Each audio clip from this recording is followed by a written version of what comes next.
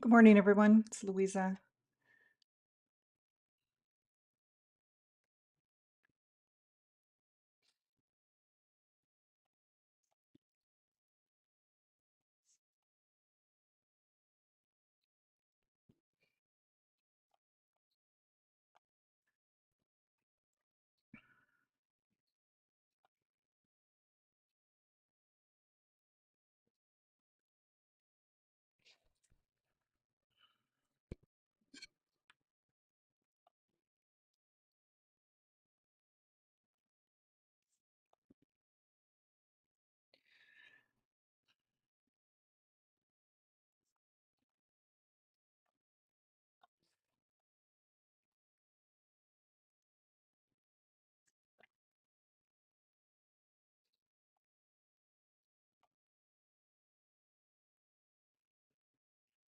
Okay, good morning. It's Thursday. I decided to pop on here just for a little while. I normally don't trade Thursday and Friday of non-farm payroll week, but I just want to check in and take a look at the market and just set up my charts in anticipation of perhaps, what we're looking at for the market. And so anyway, I thought I'd do that with you guys this morning. So I'm going to start. I'm just going to do like a quick top-down analysis. I just want to see where we are for the weekly.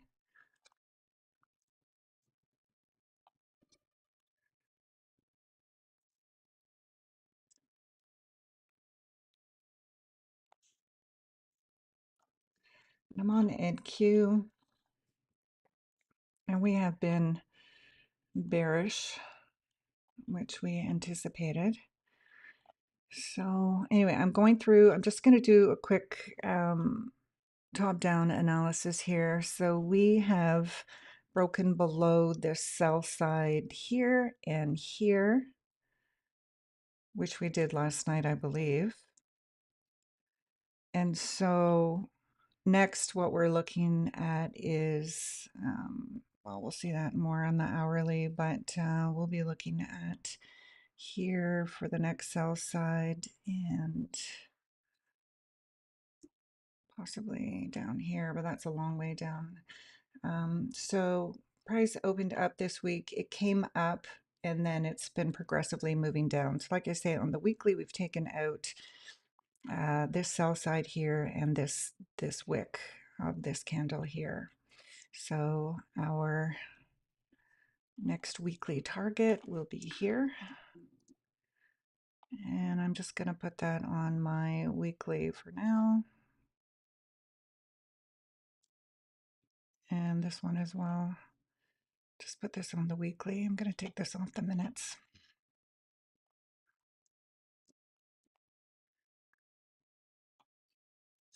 It's interesting when you look back, like, and you can see, the past couple of weeks has been a little bit tricky to trade.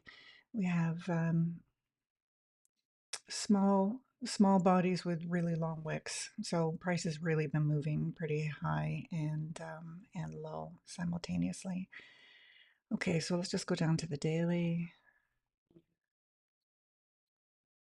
And over here on the right hand side of my chart, I have my daily indicator up. So again, here's our sell side here, which we have achieved this objective. And then the next sell side on the daily is going to be here.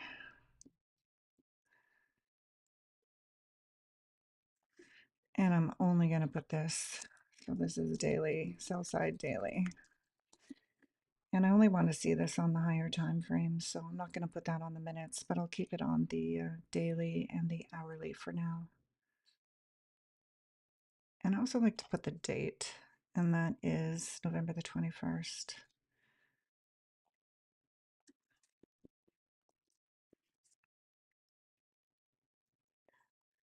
Okay, then let's move down to the 4-hour. So you can see here that I've put this on the weekly. I'll take the weekly off the hourly. Just leave that on the weekly. So we have here our sell side, November the 21st, and then we have this one, sell side here, which we've already passed through. Okay. So we have overnight moved, expanded lower than our BISI here from November the 24th. So we just move a little bit over. I'm on the 4-hour, moving a little bit over because on the buy side of the curve, and here's the buy side of the curve, if you just keep your BISIs marked on the buy side of the curve and just keep them small, and you just wait till we're on the sell side of the curve, and then you just start expanding them over. So this one here is a gap, and that is from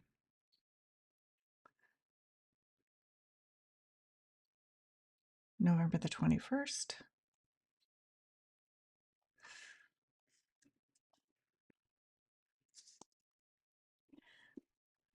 November the 21st. And then this one here is another hourly.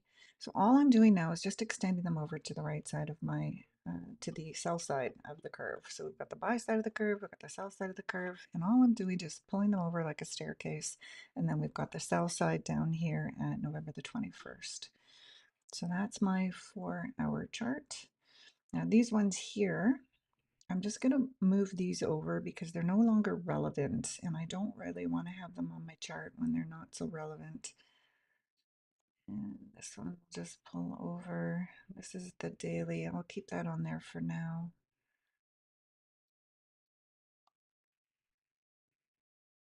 So if price were to continue lower, then these are my next targets, right? So on the hourly and the 4-hour and the weekly. And then when we go down to the hourly, I should just have really the key levels that are of interest to me, which is this is the opening gap. It was on a Sunday evening, our hourly BISI, and then our sell side from November the 21st. So that's what I'm looking at. And then you can see on my hourly chart, I do have my 4-hour, and I can take a look at kind of what happened overnight, which we're going to look at now. Hi, Para. Good morning. Sorry, I'm just talking. I'm just going through how I'm setting up my charts, and we've got lots of time. It's only 8:45. Because it's non-farm payroll this week, this is generally not a week that I do a lot of trading. Thursday and Friday, these are not good days to trade, and I'm just on here tape reading, and it's likely that I won't take a trade. So I just want to make sure that I let everybody know that, only because today and tomorrow can be very volatile days. And the first week of the month sets up the remainder of the week, and I want to be ready to trade for the next 3 weeks. So I kind of use this week as a soft approach. So let me continue on my analysis here. So going down to the 1-hour, I want to take a look at what happened with price overnight. So here's my 4-hour indicator, my 4-hour chart. Hey, good morning, Bolterschnack. You win the best name, honestly. Okay, so looking at what happened overnight here, we moved through this hourly BISI, so we can tell, we can obviously look here and know that we're on the sell side of the market maker model. So all I've done is go to the right side, the buy side, and I'm just pulling over the large BISIs and any gaps that the market made when it opened, because those are the next plausible levels that price is going to reach for to find liquidity as we move further down. So last night, or the last candle that opened at 6 a.m. this morning, so we had open, high, low, and then we'll probably close in around here. The next 4-hour candle opens at 10 a.m. So remember how important it is to understand open, high, low, and close. So we're not going to expect this candle to close down here, right? That's just the way that the candles move. The 2 a.m. candle, we can see overnight that price ranged. So we had open, high, low, and close, and even the 22-hour candle, which is 11 p.m. Hey, good morning, must be random. Yeah, I wasn't gonna come on here today, must be random, because we got a ton of news this morning. is really not a day that I trade, but I wanted to just bring my charts up to date with you guys so that, wherever you are or what you're doing, just to let you know what I'm looking at. And as price continues to expand lower, kind of what the key levels are that I'm looking at. So that's why I'm here. Um, okay. So if we look at the 2200 hour candle, make this a little bit bigger so you guys can see. So we had open, low, high, close.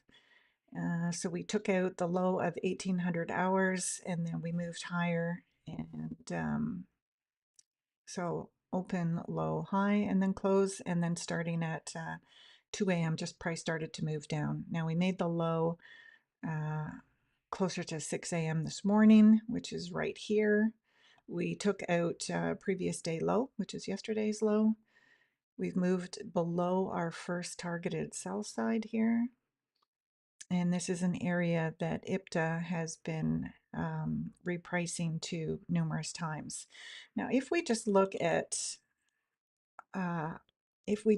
at price movement yesterday, so let's just look here, Wednesday, we can see how difficult this is to trade, okay? These are the types of days that I just don't want to be involved in trading because all we're doing really is it's a very small range and we have a lot of wicks to the upside, we've got a lot of wicks to the downside, and that just shows us that price is really not moving in a way that makes it easy to find a trade. These are, for people who are good at scalping, this is probably an okay day. Doesn't really work for me. I'm not a good scalper. But so when I look back at days like this, I don't. These are the kinds of days that I don't want to be involved in trading. They're very difficult. You have to get in and get out.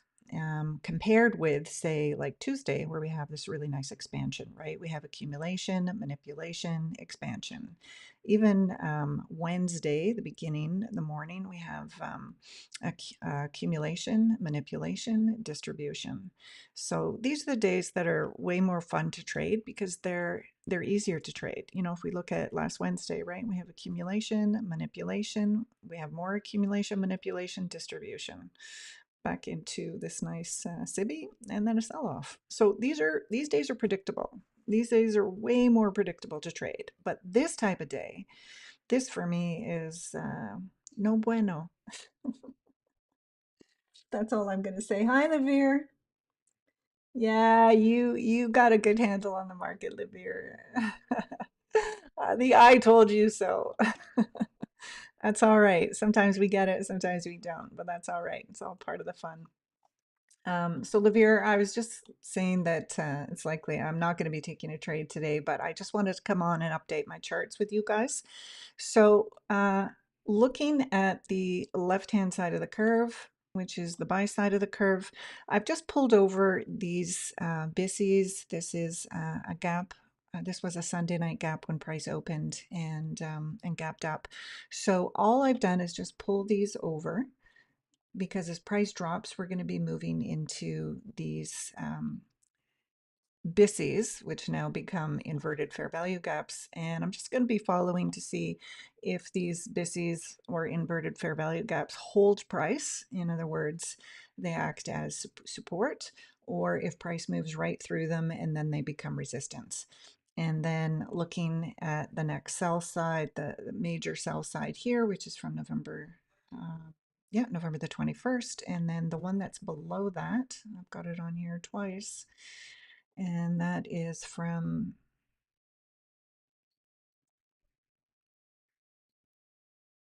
September the 2nd. And this is a key, this is multiple times IPTA hit here, so this is a key level as well. So these are the levels that I am looking at in terms of just following price down, basically. Let's just go to the 15-minute now. I just want to review the overnight price action. So on the 15-minute, you can see these blue boxes here. These are 90-minute, or excuse me, these are sessions. These are major sessions that I have on my chart. It's just an indicator that I use. But we can see so far the morning dropped, and then we had a little bit of chatter up and down, up and down. This stuff is not nice to trade. We did move below previous day low. And then London, well, let's start with Asia. So Asia, combination of Asia opened, came up here, made the high, then dropped. We moved back up into London. London ranged. It never did take out Asia high. So Asia high has not been taken out, and then London just dropped right below sell side, just kissing this gap from November the 2nd, as I indicated. So we've got Asia here that has not been taken, and London high has not been taken. So it'll be interesting to see as price opens up this morning whether price just continues to drop, or if price wants to move up, maybe take out some of these highs before moving lower, or we may just get accumulation. We don't know. We have dropped below the previous month low. So here's our previous month low, which was January, and we have moved below there. Our year open is up here. Let's take out some of this old stuff. And if we look at the week, so Monday, here was our opening Monday. So Monday moved up, and then from Monday, we have been moving down since. So Tuesday, we moved down. Asia and London Tuesday overnight just ranged. I like to see this because when London moves up like this, this takes the liquidity, and then we can expect a really nice sell-off. So this is a setup that I like to see. And then last night, Asia did this kind of range trending thing. London did not take Asia high. I woke up to watch London last night. If London had taken Asia high, I would have taken a short on it. But in a situation where London is just inside the range of Asia, I don't touch that. So that's just a little insight into how I trade London and Asia overnight. And let's just take a look at non-farm payroll this morning. Always refresh your screen because they change things from time to time. So let's look at the 5th here. We got Europe. Now, if you guys want to change your view here, all you have to do is go up to, let me just show you here. This little green thing up here looks like a funnel.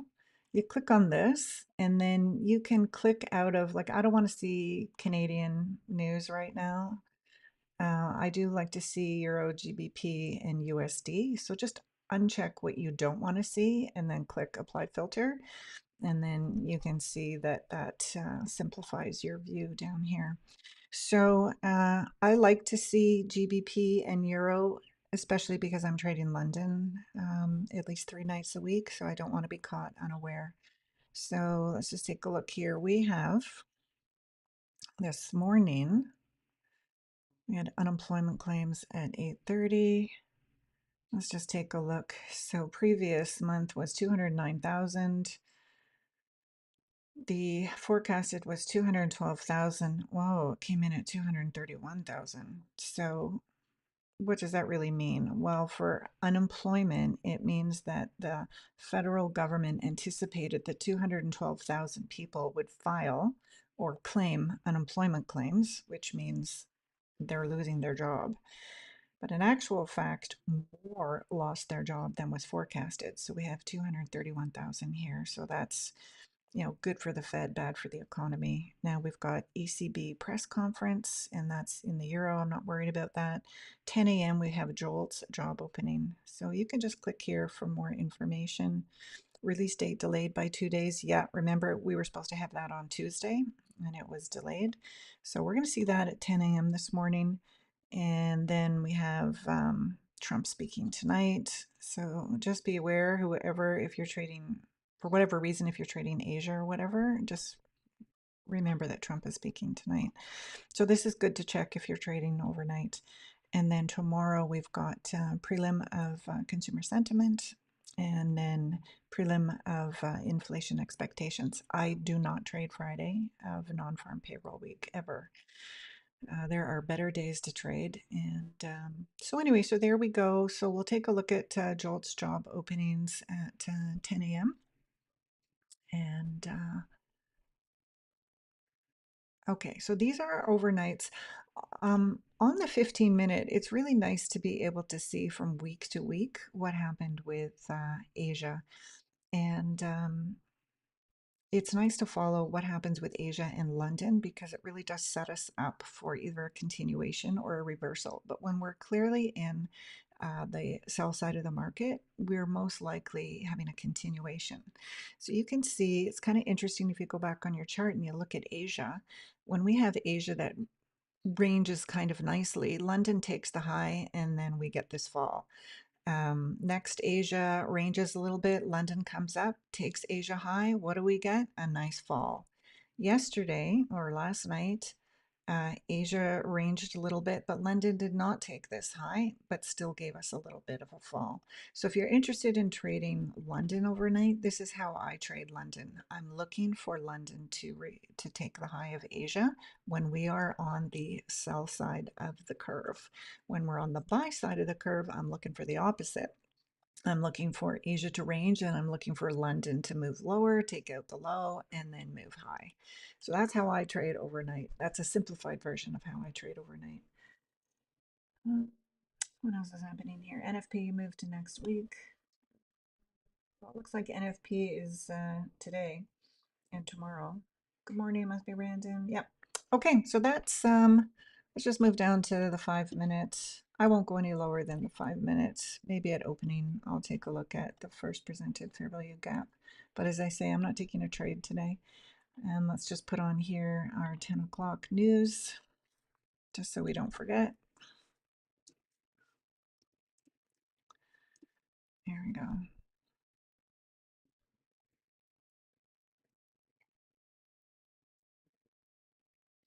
Okay, so Asia and London highs have not been taken, and we've got below us now our hourlies set up.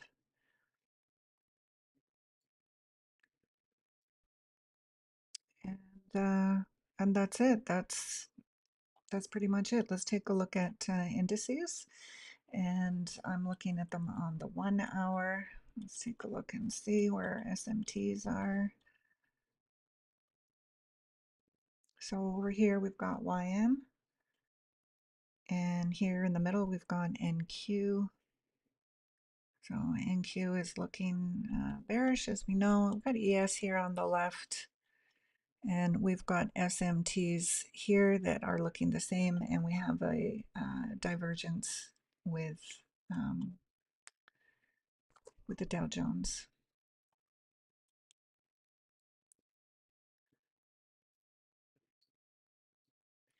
And up top we have daily and weekly SMTs, and again YM is a divergence on both the higher time frame and the lower time frame. And that's it. And just from there, I'll just be watching and taking a look. It's 9 o'clock. We've got time. Okay, let me just take a look here. Must be random. For example, you're forced to trade. What would you expect from 9:30 to do? Well, if you're forced to trade, what situation would force you to trade? I guess that's the question. I'm curious. Like, does someone have you at gunpoint? Or is it because this is your fifth day of trading and this is like the last day before a payout? Well, this would be a dumb day to trade, but so I'm curious. It must be random. If London takes Asia high or low, we can take a trade according to our bias. Yes, and what I look for a really high probability trade from London, let's just go back and take a look at the 15-minute for a second. I'm going to show you what I look for a really high probability trade. And I learned from Solomon King and Mulham Trading how to trade London. Those two guys, I think they're both I think Solomon King is located in Africa, and I think him and his business partners, they give seminars and whatnot around Africa. Like they're amazing traders, and they're 100% ICT, like 100% ICT. So that's where I learned to trade the overnight with those guys, and that is their anyway. That's like anyway, they're experts on London. You got me no first rate. Honestly, today, you know, stack the probabilities in your favor. But let me just go back to what a high probability trade is that I would look for. So let's say we have the situation over here, because this was a beautiful trade, right? So this is, we want to see London range, meaning we want to see this, right? So what price is doing is it's engineering liquidity above and below. So at this point, we should have some idea whether we're on the buy side of the curve or the sell side of the curve. We know right now we're on the sell side of the curve, so we are anticipating price moving lower. That's what we're anticipating. When London comes and takes out the high of Asia, then we're looking for smart money reversal in this area. But what would make a really, really high probability trade is when London trades into a fair value gap up here. Now, this could be in London. It doesn't have to be like an hourly fair value gap. Even a 15-minute fair value gap is still really high probability. When price comes up into a 15-minute, if there's not an hourly, look for a 15-minute. If there's not a 15-minute, I think 15-minute is about the lowest I would go. But if there's something above here that is a PD array, then this makes it a very high probability trade. And then all you're looking for here is a smart money reversal right in here. And you can trade this, like so long as it's very clear that we're on the buy side of the market maker model or the sell side. That's all you're looking for. You want Asia to range. You don't want it to trend. Let me show you an example of when Asia trends. Like here's an example where Asia is going from low to high. This makes it less probability. Now, in this instance, it worked out, okay? But generally speaking, I am looking for this. I'm looking for up, down, up, down, up, down, up, down, engineering liquidity. London takes a high, preferably if London hits into a higher time frame PD array, I'll take that short. So that is what I'm looking for. Now, if you guys want to look up, I don't know if you guys know these traders, but Solomon King is the king of London, and Mulhand Trading, also excellent London. And these guys are both ICT, like 100% ICT traders. And they are such great teachers. They explain this so beautifully, so nicely. And these are the two gentlemen that I learned how to trade London from. And they have lots of different types of entry models and whatnot. But, I just went with this one, which works really nicely with my accumulation, manipulation, distribution. So you guys can check that out. But what I just want to do here is let me just zoom down to the 5. We got time, eh? Like you guys are okay with this? I'm gonna just zoom down to the 5-minute here and I'm gonna show you the smart money reversal. You got me, no forced trades. You're so funny. Okay, so let's just put this in here and let's come back to this.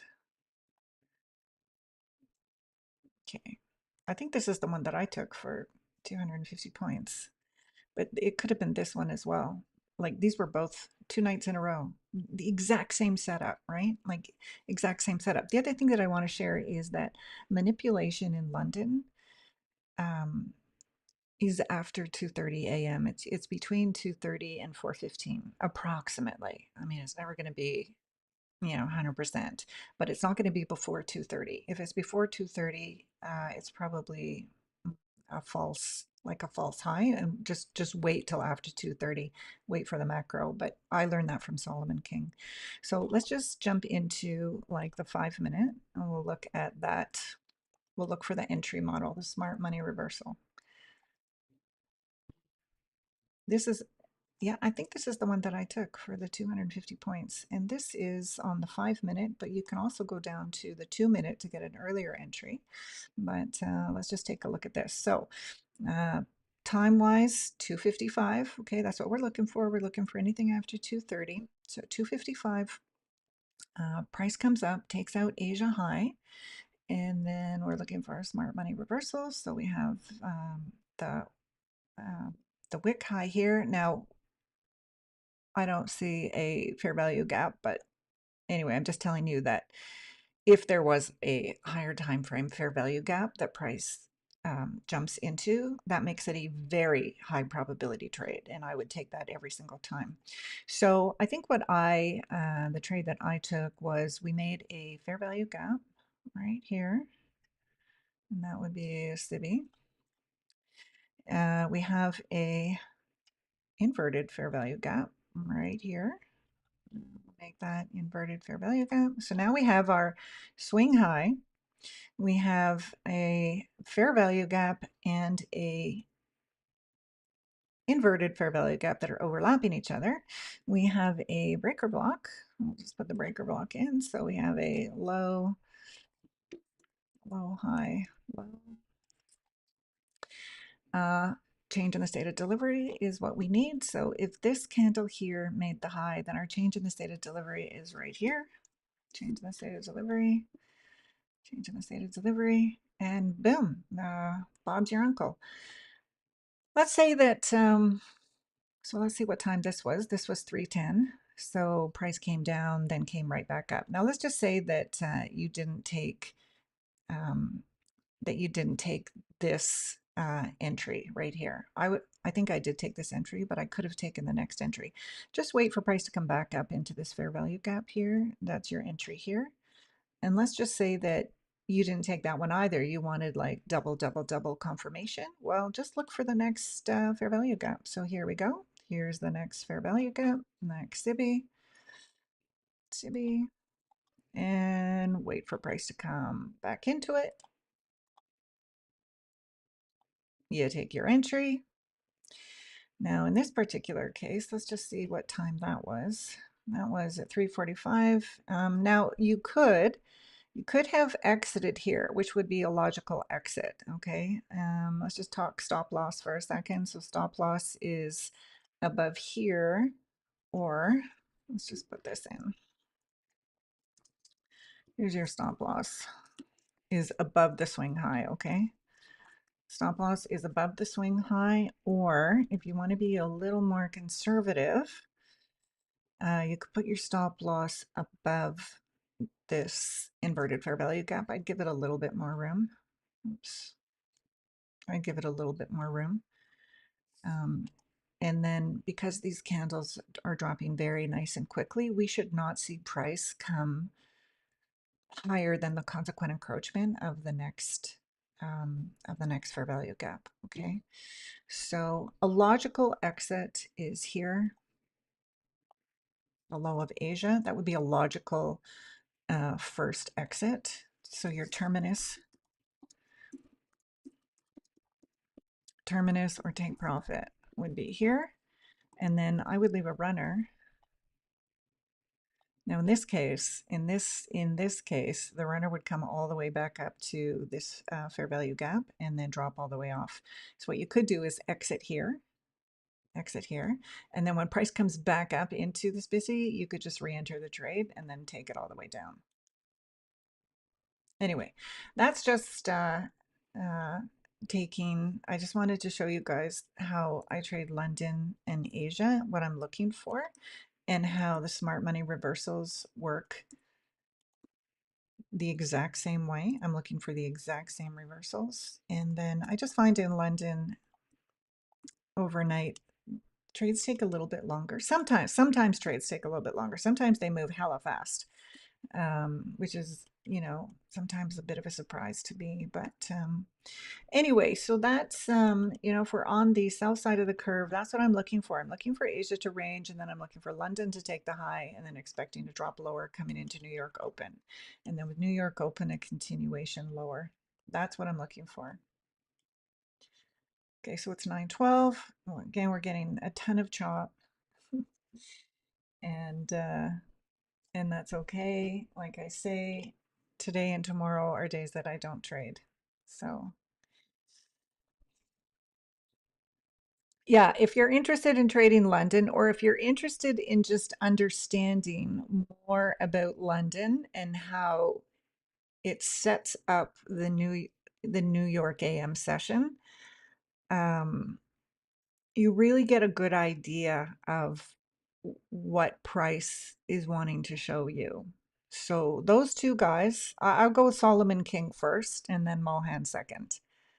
But they're 100% ICT. They teach all the ICT concepts, and the materials on their like their videos.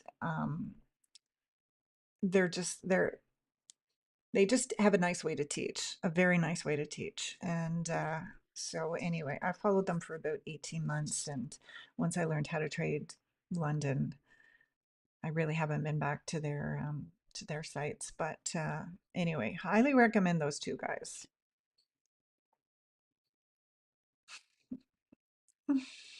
I have to take a trade today. What is that all about?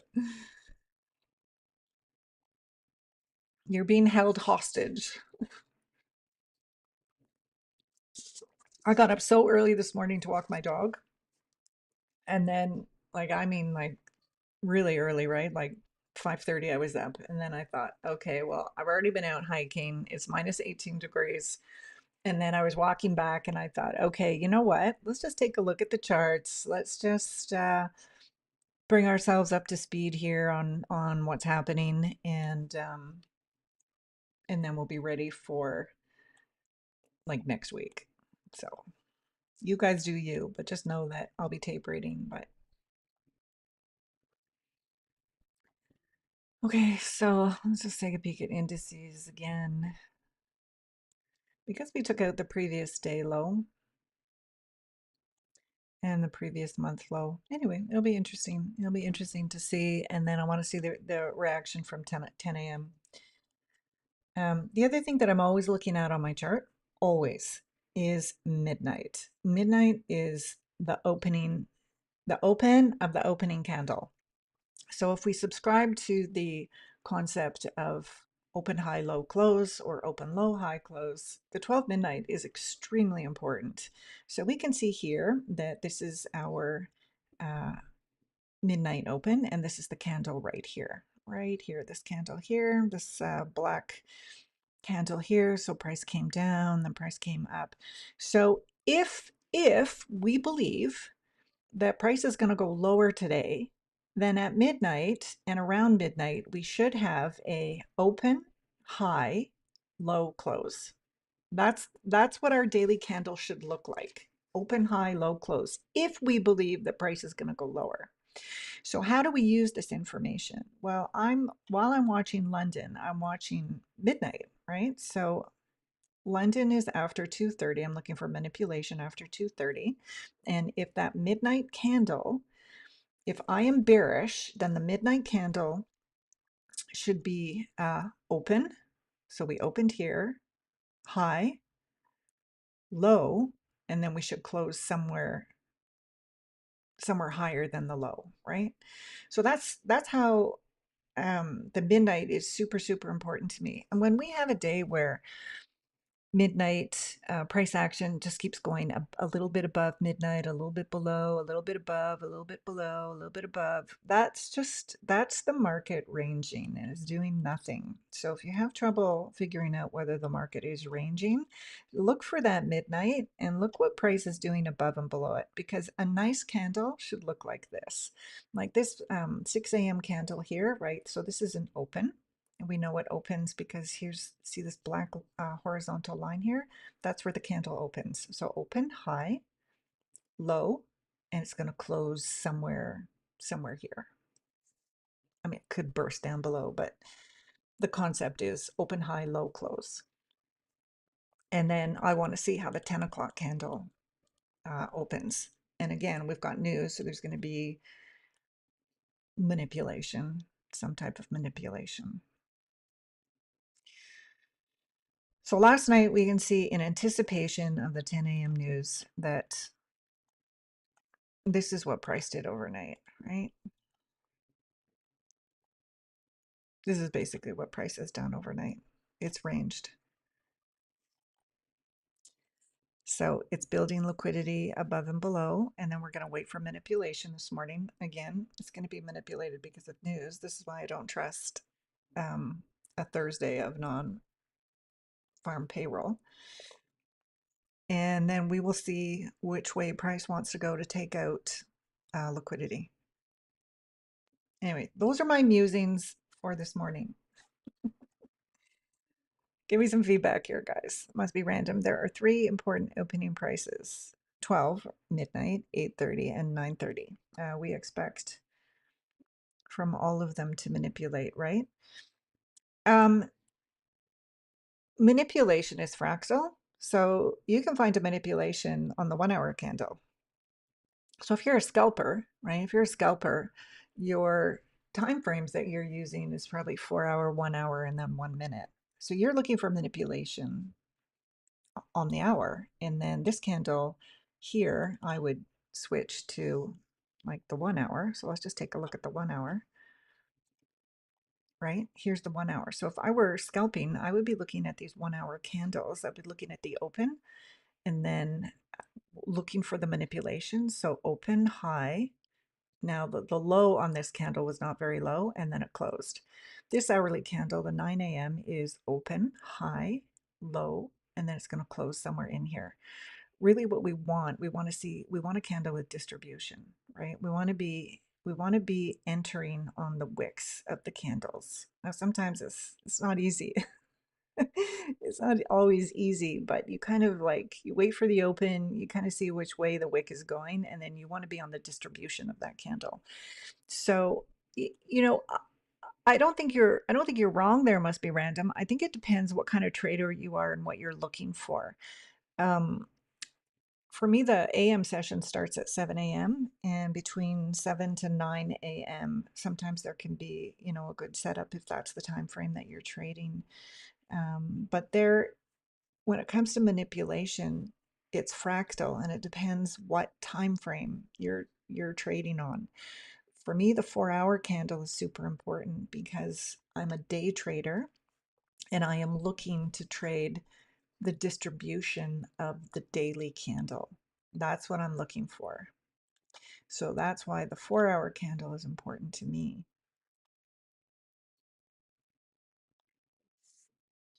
These streams are what we need as beginners in the market.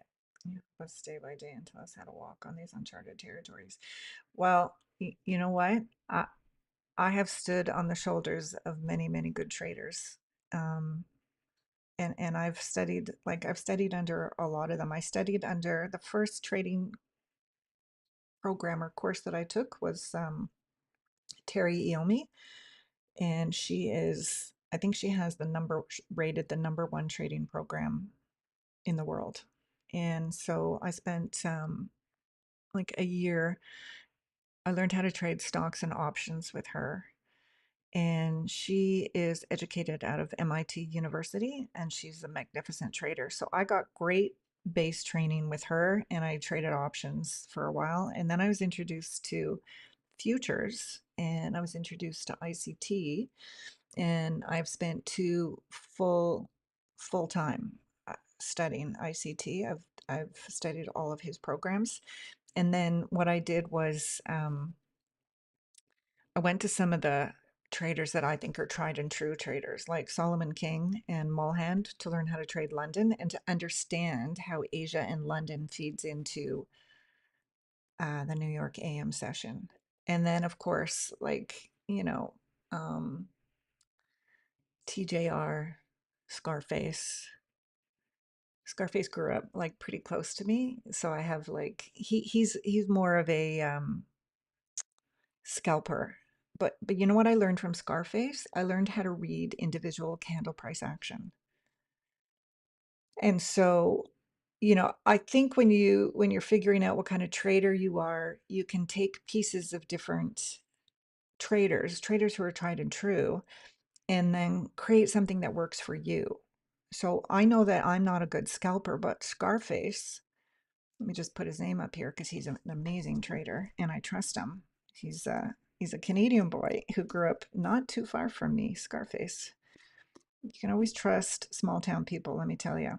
So Scarface is a phenomenal scalper. He also trades options. And I learned how to read there's macro price action, right, which is the market structure, and then there's um, mini price action, which is the individual candle. So really understanding how to read a candle, right? Like if we look at this candle here, how do we know that the next one is going to be a down candle? So once you figure out what your model is, then go back and study how to understand market structure on a macro level, and then how to understand individual price action of these individual candles. And you can learn that really well uh, from someone who, like Scarface, who is a trader on a very small time frame. So, you start to go to some of these traders because you want to learn, even on like me as a day trader, right? I have to understand the macro environment and I have to understand the um, mini environment. And when you combine those two things with a strategy that works, then you really start to understand how price is moving. Oh, I did Zeussy mentorship too, but not his paid mentorship. I it's been a long journey. Like it's 4 years this month since I started trading. Like honestly, it doesn't happen overnight. Um, so the last little piece of the puzzle after studying ICT for 2 years full time, and I did all of his mentorships. I took Zeussy for his, and I think he goes by Frank369 now. Let me just write that down for you guys. So it was Zeussy, but you can look up, he put all of his material free online. So you can look up his videos, but now he calls himself Frank 369. So that's his new handle, but he's the same guy. And then one of his students who now is an excellent trader, and I like his videos too, is JME. I still watch his videos. JME. He's really, really good. No, I'm just you know, I'm going to be I know that I'm going to be a great trader. I'm not there yet. I'm going to be a great trader. I know that. Like in my heart and soul, I know that, and I'm putting in the work. So with Frank or Zeussy, what I learned from him was how to be extremely disciplined in the model that you're using. So he teaches, I already knew this smart money reversal from ICT, right, which is a turtle soup. But the way that Zeussy has put it together using the time element, so it has to be in that macro. And that to me made a huge difference. And also, Zeussy is so strict. Unless all of his confluences are in the setup, he does not take the trade. Like I really learned from him what real discipline looks like.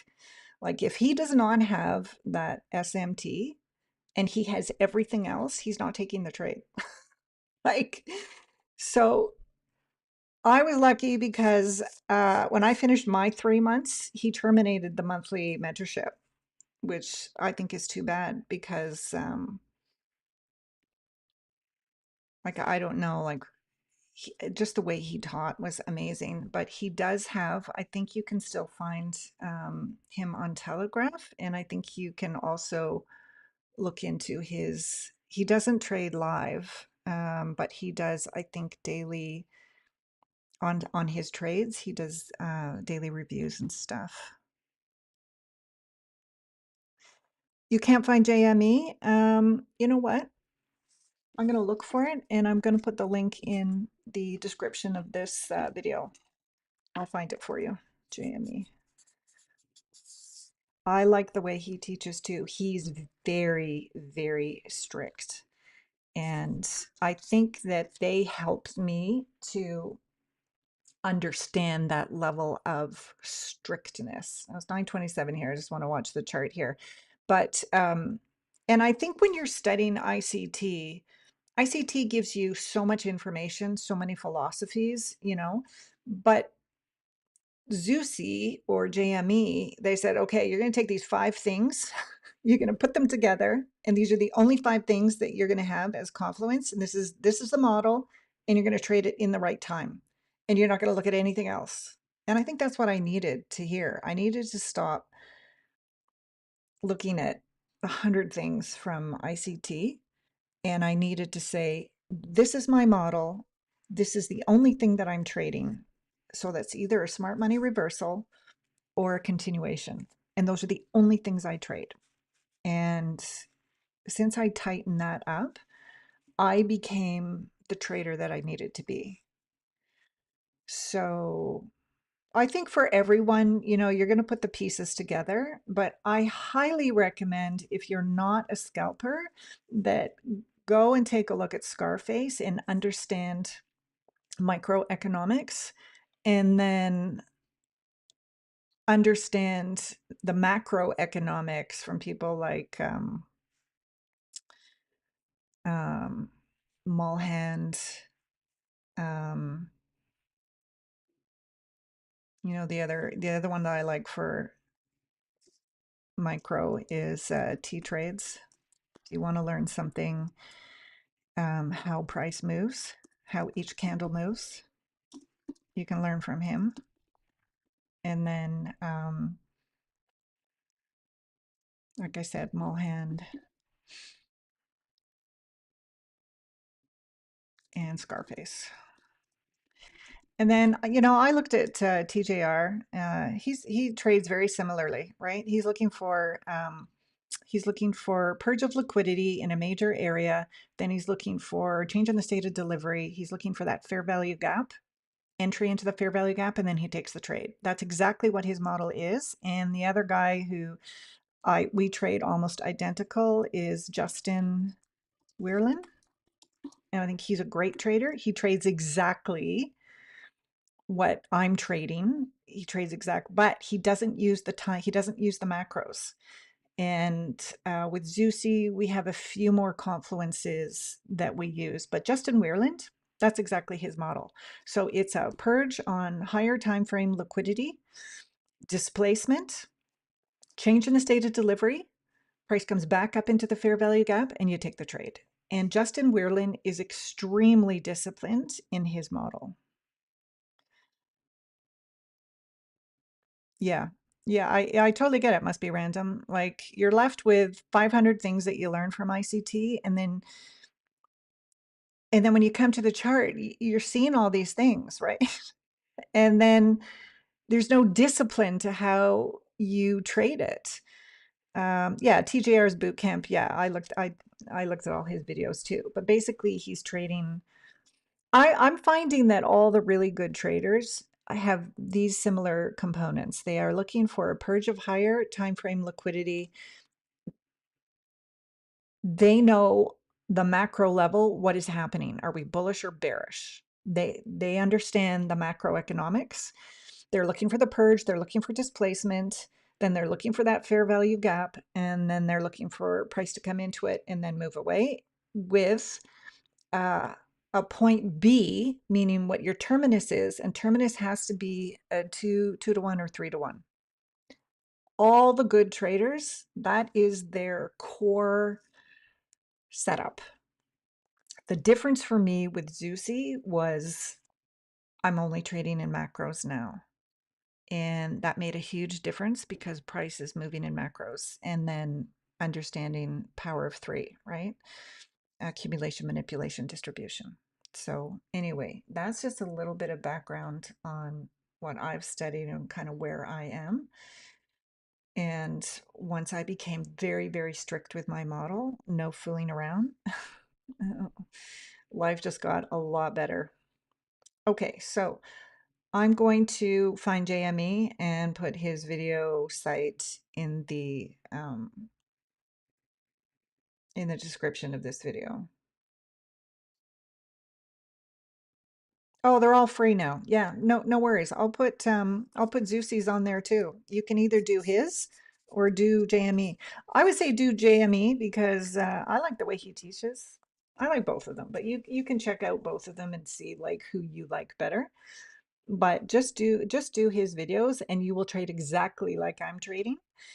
Um, and y- and you will have the core concepts from having studied ICT and then training under JME and with myself, um, you'll just become you'll know exactly what you're looking for. What I showed you between Asia and London, that smart money reversal, that is a plus setup. That's all I'm looking for. And I don't want to trade on stupid days.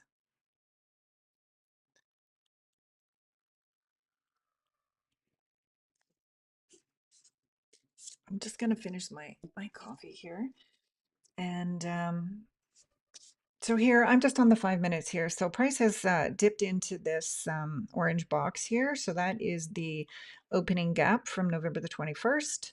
So there's a nice rejection from there. We've taken out previous day low. Let's just take a look at ES. Again, I'm just tape reading today, guys, because we've got 10 a.m. news coming out on non-farm payroll. So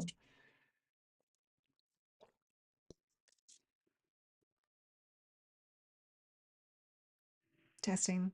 Okay, now you can hear me. Yeah, it's Thursday of non-farm payroll. So I'm tape reading, but that's all I'm doing today. And I won't stay on long because I plan other things to do the first week of the month. Okay, so let's just take a look and see what's happening here. So we have an SMT.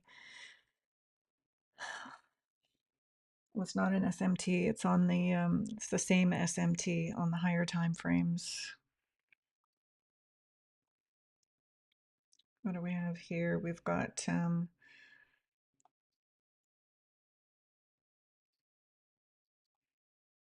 remember, we haven't taken the high or low of Asia and London. So that would be uh, that would be an area that price may run for and before moving a little bit lower.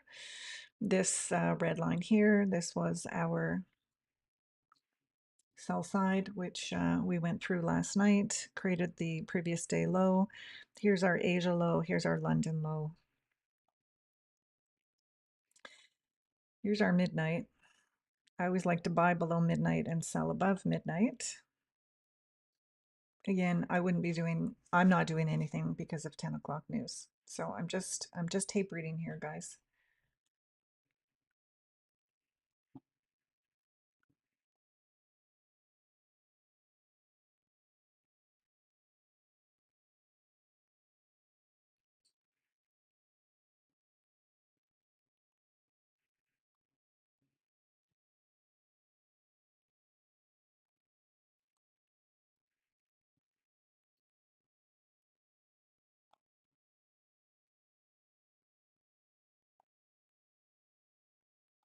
So remember when we have candles that are dropping this quickly, right? When candles are dropping this fast, when price is moving this fast, price has to come back up here to redeliver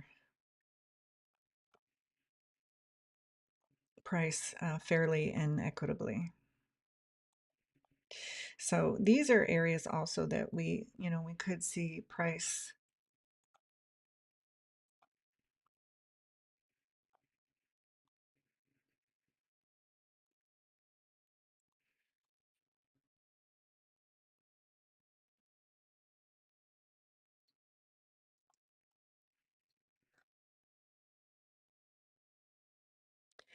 This could be, so this is 9:30. This could be manipulation.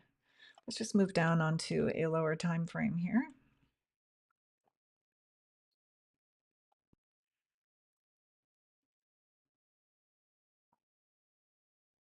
So we dropped below previous day low. We moved back up into this SIBI, moved down a little bit back up, and right into this opening gap from Sunday, November the 21st. Here's our 9:30 open candle. We'll just move to the 1 minute. I don't like to spend a ton of time on the 1 minute, just to look at the first presented fair value gap. And here are the 5-minute SIBIs that this morning's movement expansion down created. And here's our London high, here's our Asia high.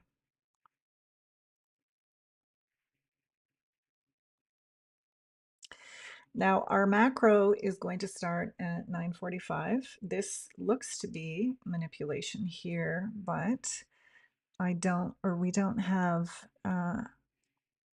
an SMT. Well, there's an SMT between YM, but that's not. I like to have an SMT between ES and NQ. That's just my personal preference.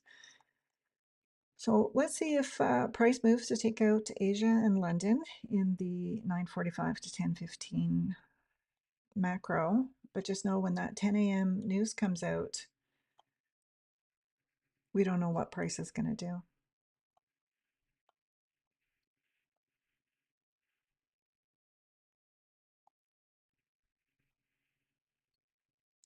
So this is quite nice, you see. So we've rejected from this key level. Price moved up, came back into the fair value gap, right here. This is a nice, that would be, like if it wasn't a news day or something like that, that would be a nice entry. You could use that as a scalping entry, or you could use that as a, day trader entry.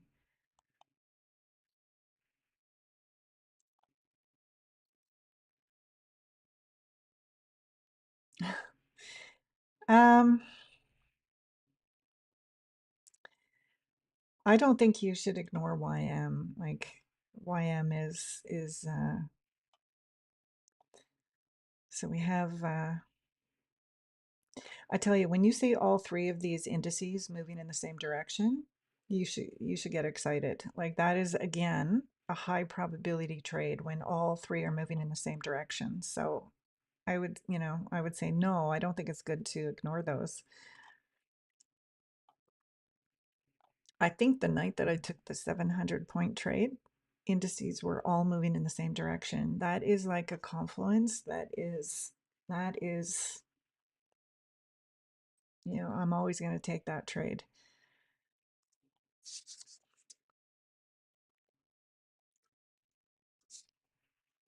So this kind of entry here, right? If we had had like an SMT and it was a no news or non-news 10 a.m., this would be like a nice setup, right? This is the fair value gap. You wait for your candle to come back into the fair value gap and you take it long. And then your exit or your terminus would be either above AM, like up here. This would be your exit, your first exit, right here. That would be your first exit. That would probably give you a 1 to 2. So let's just take a look. Let's just say we entered here, okay? And then our stop loss. So this would be the exit. And let's just say it depends where you want to put your, to be really safe, you have to put it below the swing low, but sometimes that can be too far. But let's just say we took it midterm there. I mean, that's a 9.88 risk to reward. Now, if we put our stop loss where it should be, that's a 2 to 2 risk to reward. That would be a nice trade. And then you could leave a runner up to London high or Asia high. And that would give you, let's just say we took out the Asia high, that would give you a 3 risk to reward. That's what we want to see, right?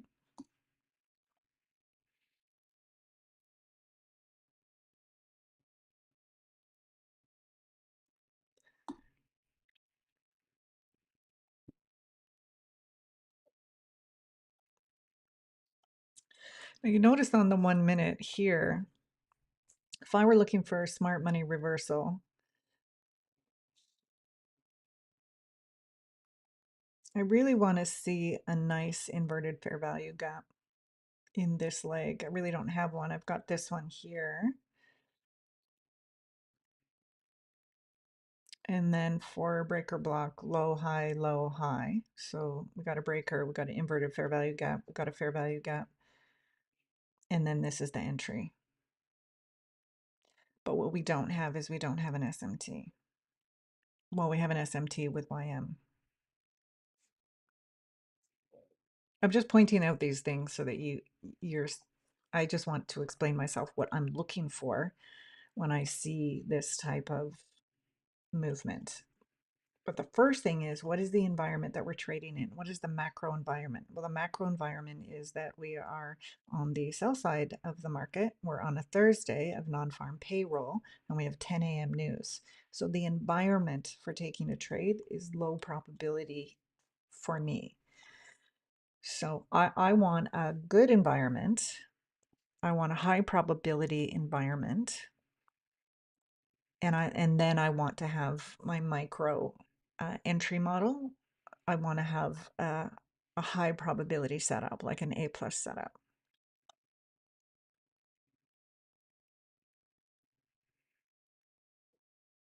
So it's 9:43. The macro is about to start. So let's just see what the macro is going to do here. If it's going to take Asia high, London high. Looks like it could be on its way there. And again, our 6 a.m. candle, our next 4-hour candle is going to open at 10 a.m. So we have a open. This is where the 6 a.m. price opened. So open, high, low, and then the close is going to be at 10 a.m. So let's just see where this candle closes at 10 a.m. and where the next 10 a.m. candle opens.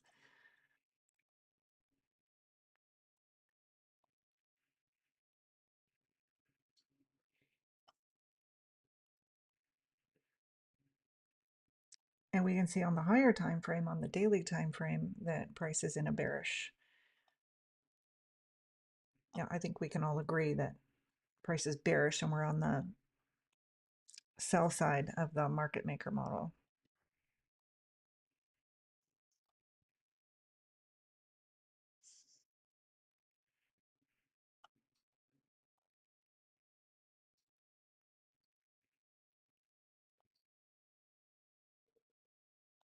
We could see price come up here.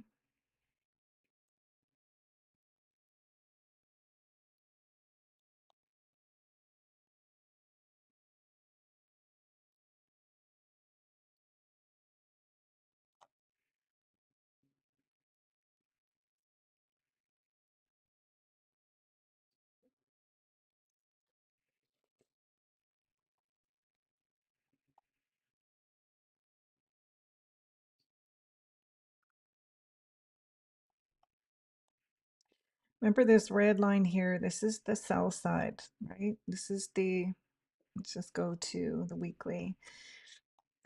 This is the sell side from here. I took it off last night on the higher time frame, right there.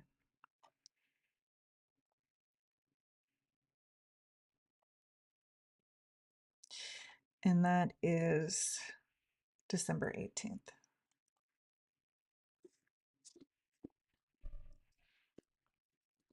That's the sell side. So we came through that last night. So next one is down here and the next one is down here. So you guys should have these on your charts if you're day traders.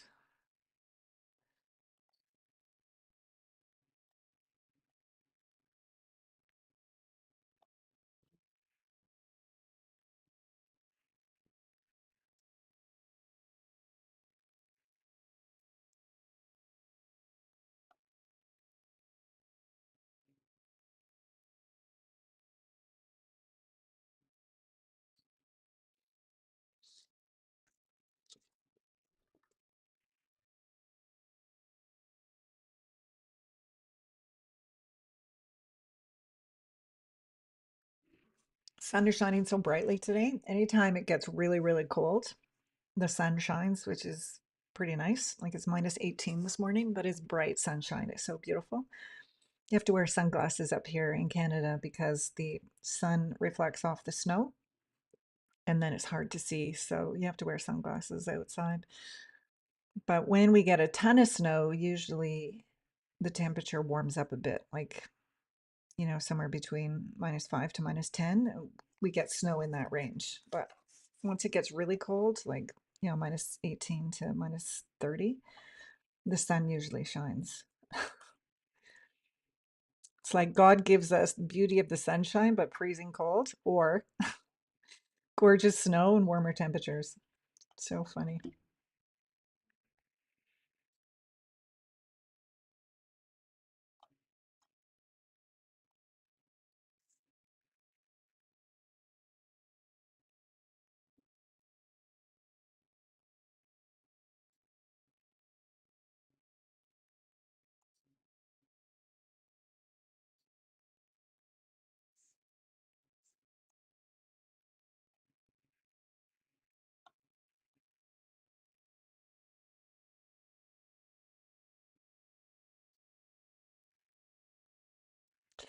So this may be manipulation this morning, but I'm not sure.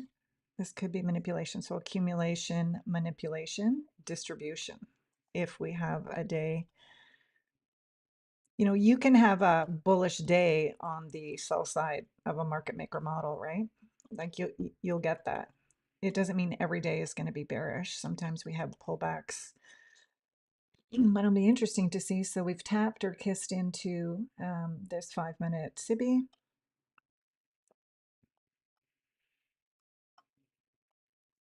I'm just going to put the time on here. So I like to have the time on all my SIBIs so I know if it's higher time frame or lower time frame. Because the higher time frame ones obviously carry more weight. So we tapped into that. We might come back to the first presented fair value gap and retest it.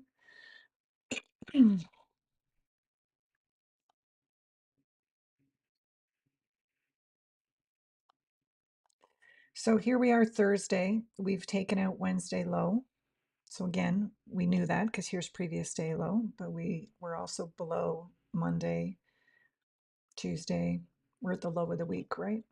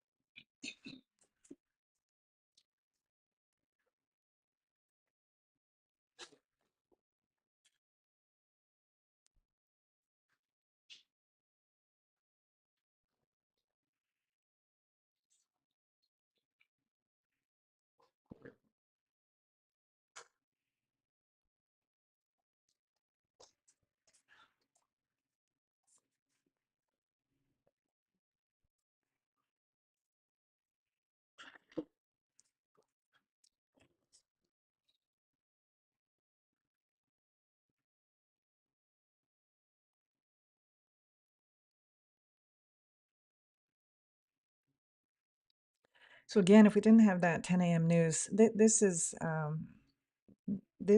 a very lovely entry. Again, we we don't have that SMT. Like I'd like to have that SMT. Let me show you.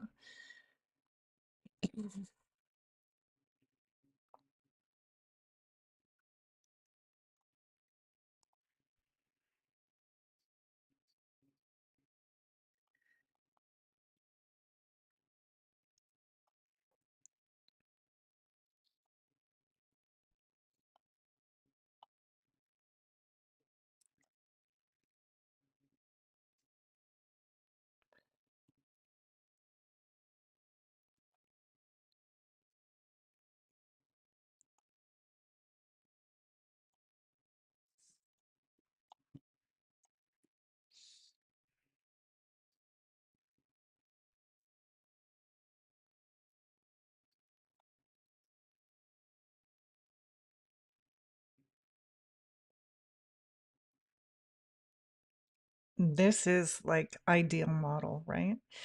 So we have price come down, price come down. Smart money takes out the sell side. Price comes back up into this SIBI. This is important. So price comes back up into the SIBI, moves down, takes out the sell side again. Anyone who thought, oh, we're going to go higher, they take out the sell side again. Price moves away with displacement, and it must come. Here's the change in the state of delivery, is right here where this world atlas is. This is the change in the state of delivery. Price comes back, taps into this BISI, and then moves away. So this is a perfect setup. This is the perfect model. This is what I am looking for. So I like to have this low, back into the SIBI, and then back down into a higher time frame PD array, and then move away with force with displacement. That's what I'm looking for. That's the model. So here, what we have here is, here was a low, and then price came down into here. I like to see more of the low that's a little bit closer, like low, high, lower, higher, high. I like to see that SMT between the low and the lower low. That's where I want to see the SMT. And I keep the those on my desktop. And before I start trading in the morning, I bring them up. I do like 10 minutes of review what my model is, what I'm looking for, what makes it an A plus model, and I do the same thing every morning. So it's very clear in my mind what I am looking for. Because it's very easy when the market opens and things start to move, it's very easy to look at a photo of something and say, okay, that's my model. And then when the market opens, everything can just go right out the window, right? Oh, you have a lot of, okay, sorry about that. Let's just do this. Memento.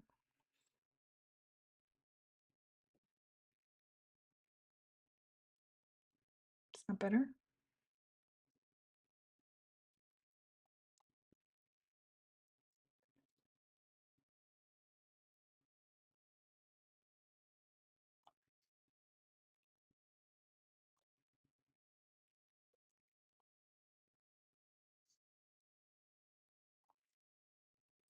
It does look kind of weird.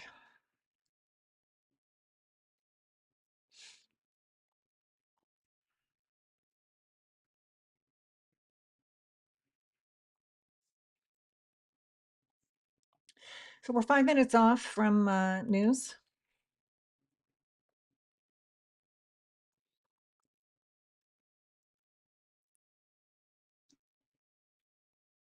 So for unemployment claims at 8:30, we had more unemployment claims than was anticipated or forecasted, and we have 4 minutes and 34 seconds before we see Joel's job openings.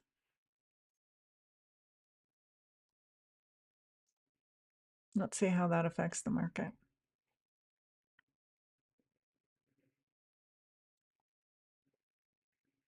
So into the SIBI, and this SIBI is holding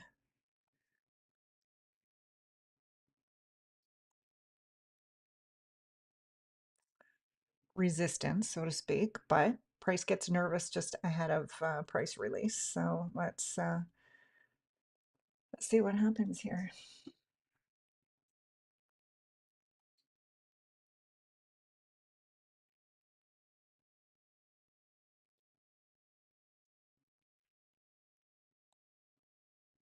We could come down. We could come down and take out this low again, make a lower low.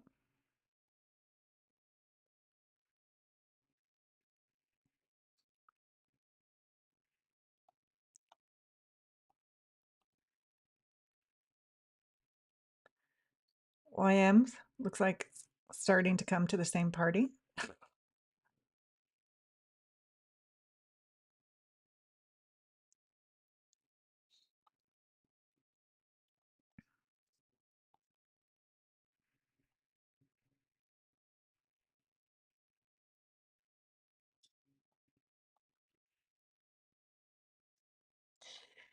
Now, once news breaks and everything, could go crazy and volatile, the next thing to do is just wait for the next macro. Let price do its thing. Let it, spin around and wick and flick and everything. Wait for the next macro if you want, or wait for the afternoon. I mean, like I say, personally, I'm not taking a trade today.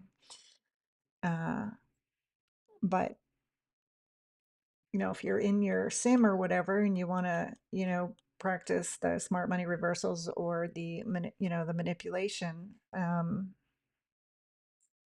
give the market some time to figure out whether it likes the news or doesn't like the news, and just wait for the next macro. Like, there's no rush. Like, literally, there's a trade next hour. So we're back to the fair value gap, the first presented fair value gap. Let's retest here. This is where, if you go to Scarface's videos and you learn to read price action, like the each individual candle, what it means, and he really goes through detail in terms of, this is a bearish, this is a bullish candle, this is why, this is what I'm looking for.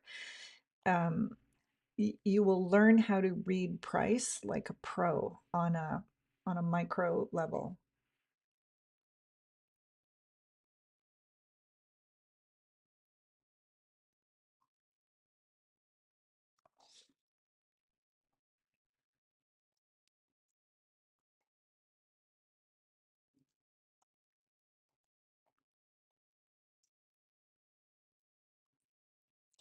Here's our previous day low. I'm just going to bring this over so you guys can see this a little bit better here. This is previous day low, right? So we're below previous day low again.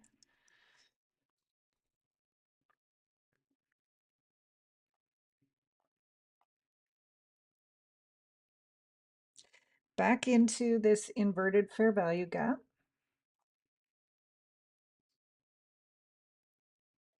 See if this rejects or if it holds.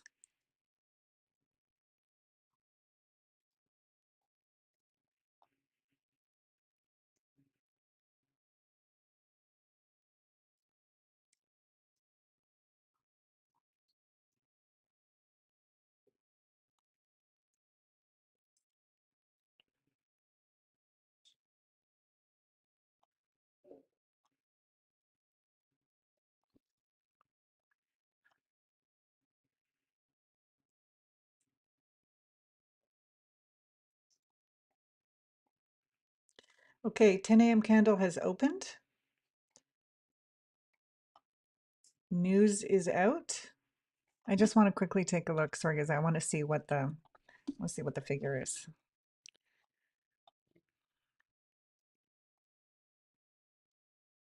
JOLTS job opening. So 7.25 million is forecasted, and it came in at 6.54. So less job openings.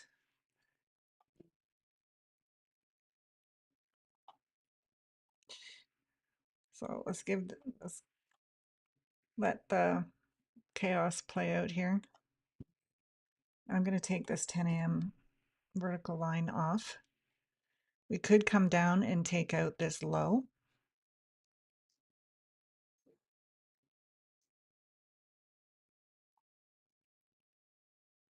And it could keep going. If we're looking at the 4-hour candle, okay, so here's opening price of the 4-hour candle. The previous candle, open, high, low, close. Next candle opens 10 a.m. So here's the opening. The opening price and the closing price are the same. So open, high, we might see low and then close. Or price could reverse and move up, and so we'll see the candle expand this way. But ideally, we want to enter on the wick of the candle because that's the manipulation, can be the manipulation. But again, with 10 a.m. news, it's not always a manipulation that you can trust. But this is how we use the 4-hour candle. And if you're a scalper, you can switch this to the 1-hour candle and get the benefit from that. So open, high, low, close.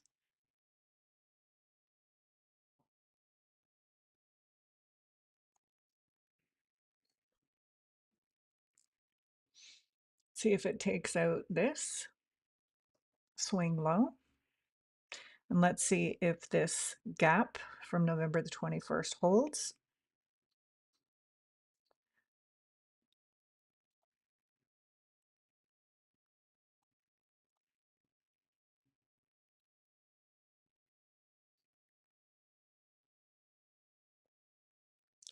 And we're in the macro. We have another 13 minutes inside the macro. Again, we did not take Asia high. We did not take London low. We've only just come back into these 5-minute SIBIs here.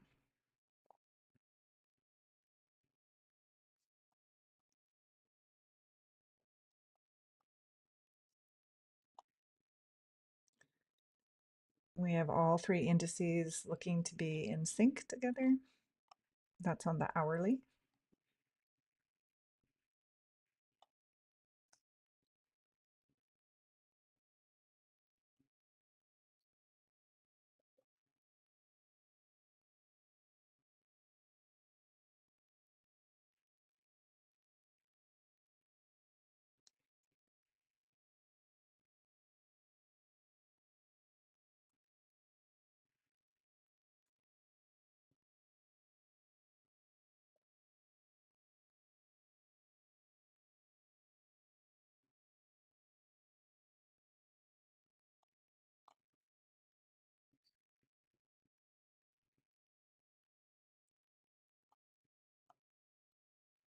Just going to take a look at the 1 hour. So here's our next sell side down at 24,140.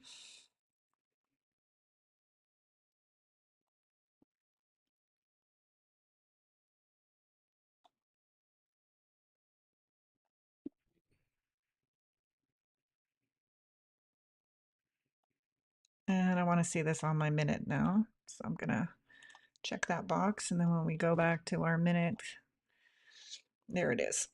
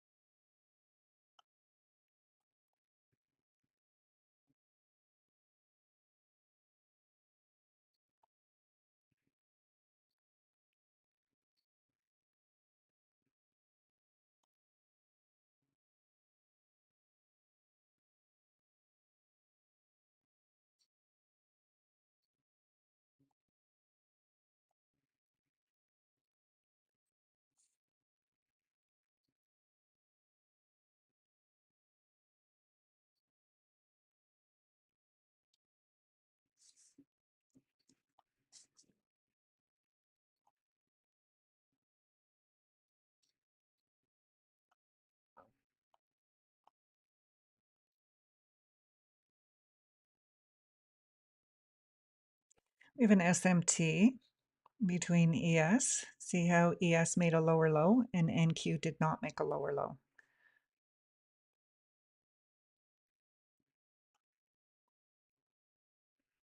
An SMT by itself means nothing. An SMT has to be, it is only one confluence, but it's not the main confluence. We get SMTs all the time.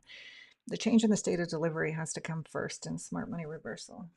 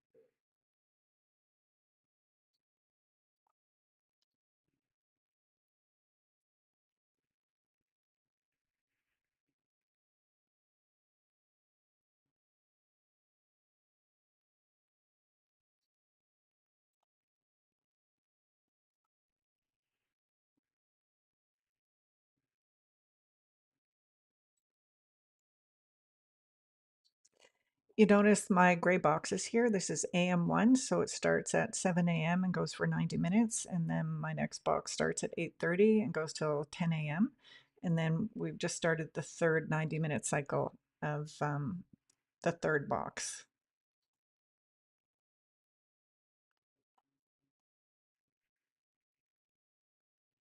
Zeussy and JME teaches how to use these boxes. So I learned that from them in conjunction with trading during the macros. So you can look to see when price takes out the low of the previous 90-minute cycle.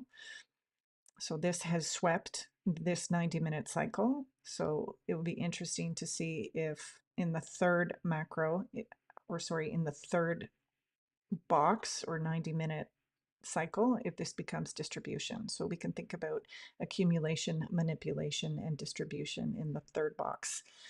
Now, accumulation, manipulation, and distribution are they're not fixed. Time is fixed, but manipulation is not. So sometimes manipulation can be delayed or it can be a little bit early. And you'll learn that if you watch the videos of Zeussy or JME. So this is interesting here. So we're going to have an SMT here with ES, meaning that ES has made a lower low. And Q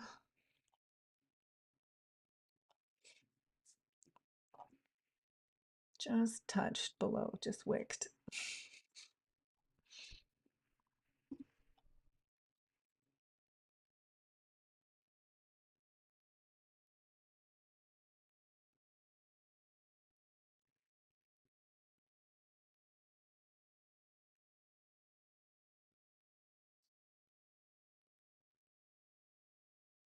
We're going to see if this gap holds or if price moves below it and this becomes resistance.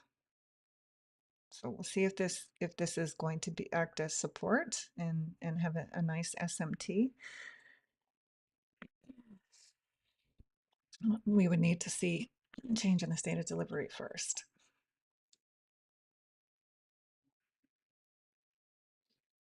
And we have AM3 has taken out the low of AM2, and AM2 has taken out the AM1, the low of AM1.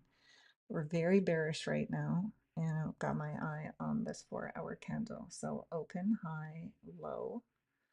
It may continue low.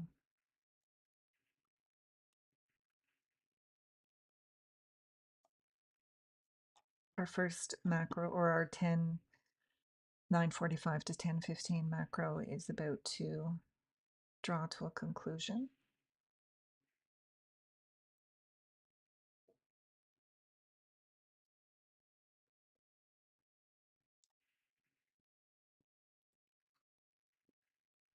I'm going to stay for the next macro. I think I'm going to stay for the 10:45 to 11:15.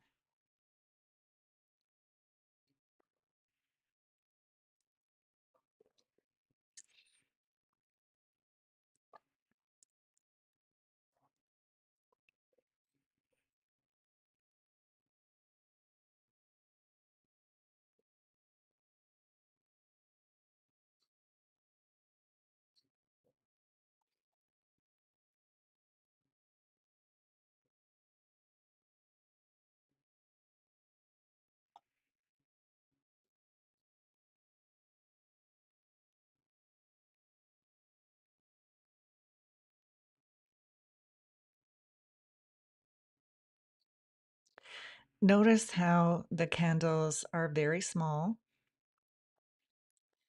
They have wicks to the top and the bottom. They're not like these big green candles here where price wanted to get somewhere fairly quickly. These are small, bitty candles.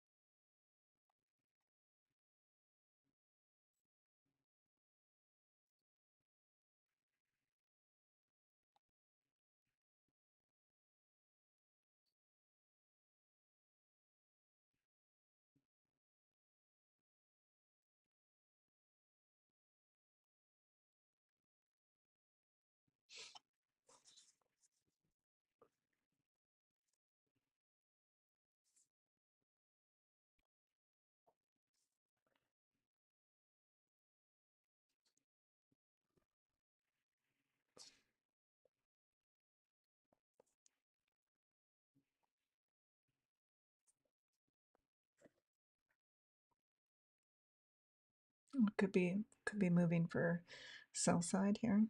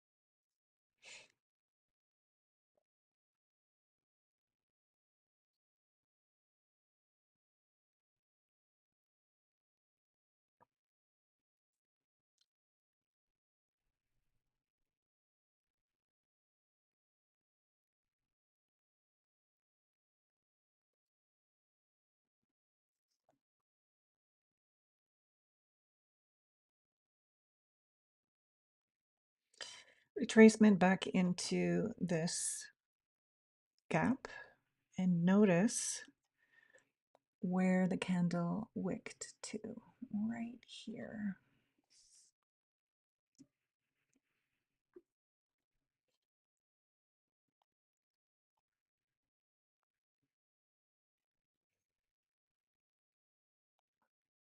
See the close of this black candle here, the close of this candle, and this candle wicked right to that close.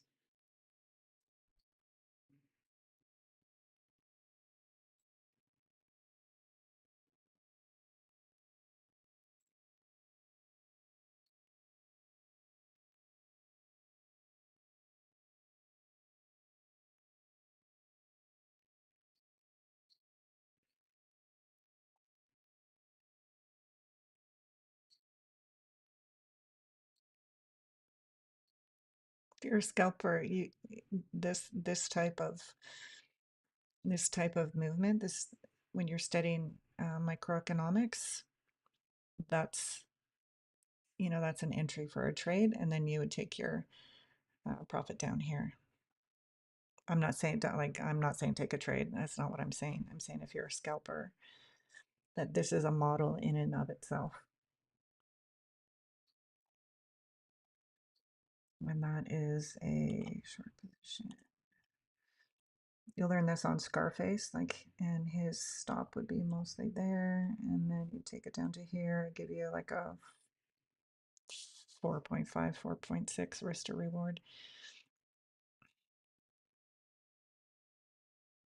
These kinds of trades are really great for prop firms where you want like almost no drawdown, right? And the trade either works or it doesn't work.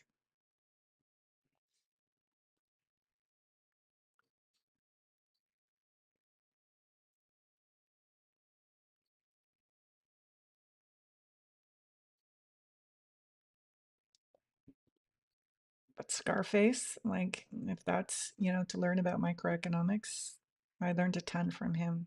A ton. I really learned how to read price.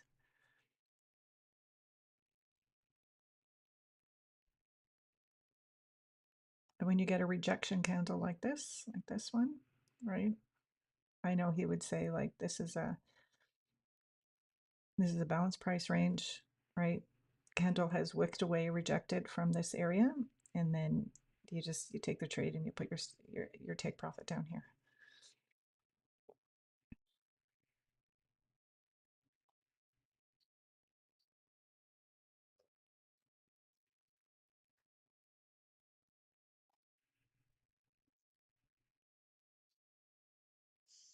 You could do the same thing with like the first fair value gap, right? Here's the first presented fair value gap. What do we get? This rejection candle here is beautiful. Comes in with this nice big wick. That's a heavy, heavy rejection. And then you could take your profit at the bottom of this swing low.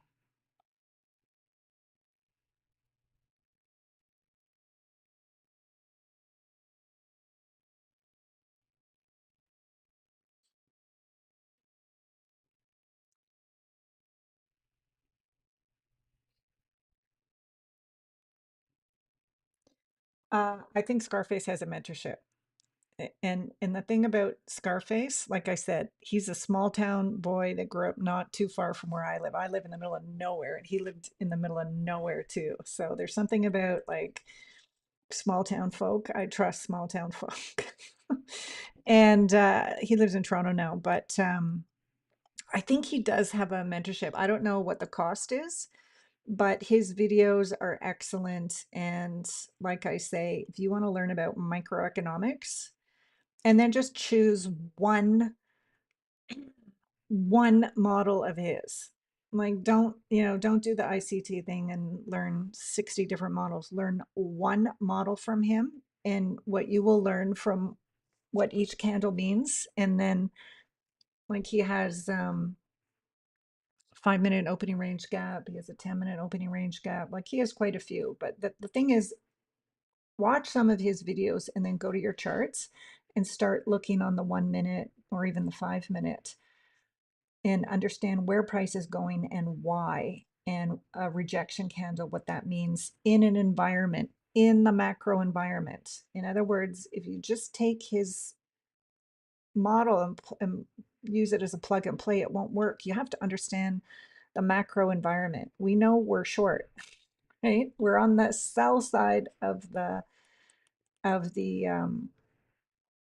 we're on the sell side of the market, right? If you come to the market and you have absolutely no idea whether we're bullish or bearish or why, if you're only looking at these 1 minute candles, your success rate is going to be pretty low because you can't plug and play any model. You must understand the macro environment, and then within the macro environment, you can look for your scalps and have like a good probability of, I've talked to people who are doing prop firms where, you need like you want to come to the market every day or every other day and at least get like a trade for the day, right? Because you're going to have to get 5 days in a row of five, 5 days in a row. Like if you look at Apex or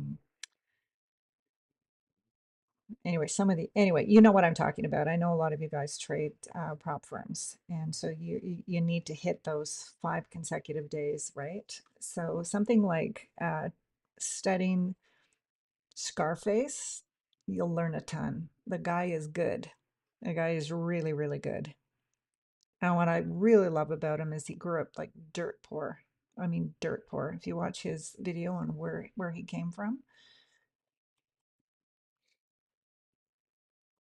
like that guy just worked really, really hard. Had parents who were just mortified when they found out he was trading, forbid him to trade. And, you know, I think he is the most successful trader in Canada now. Okay, so the guy's legit. That's what I'm saying. The guy is legit. He's a nice guy. He has a nice way of teaching, and I learned about microeconomics from him. Even though I don't scalp, I learned how to read price on the 1 minute or the 5 minute level from him. Okay, so if price moves past this candle, then I would be looking for a change in the state of delivery right here.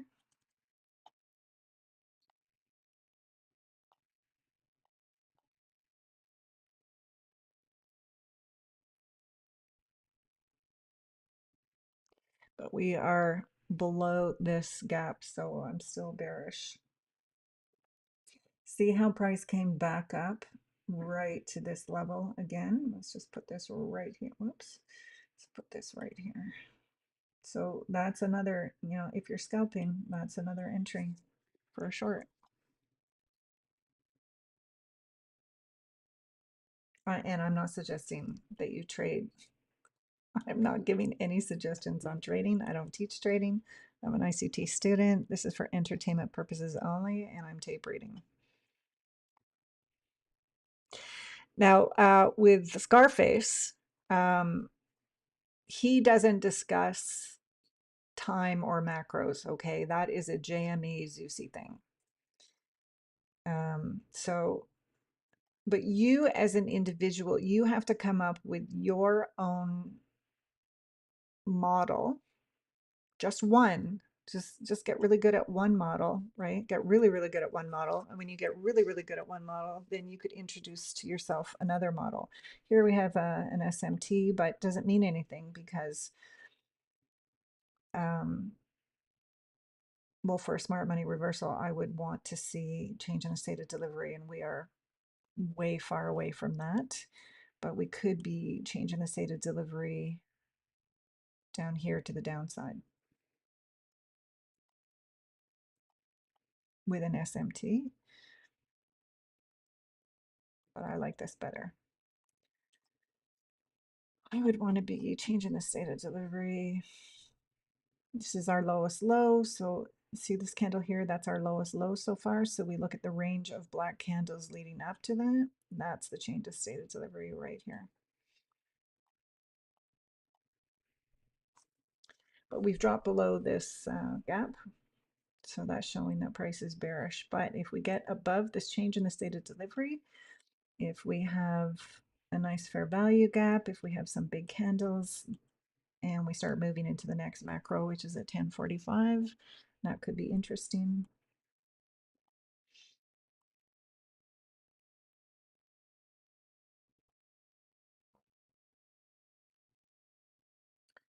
We would need to get above change in the state of delivery. We would need to see, so we got a low, high, a lower low. I'd want to see a higher high for a breaker.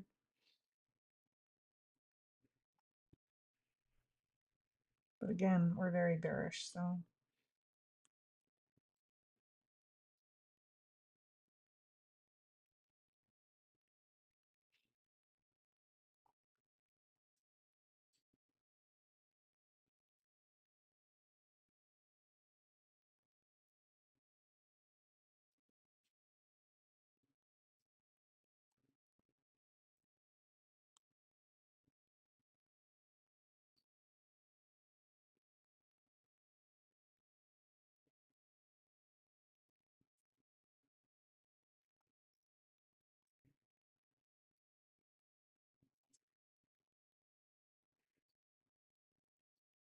bearish on the 1 hour on all indices.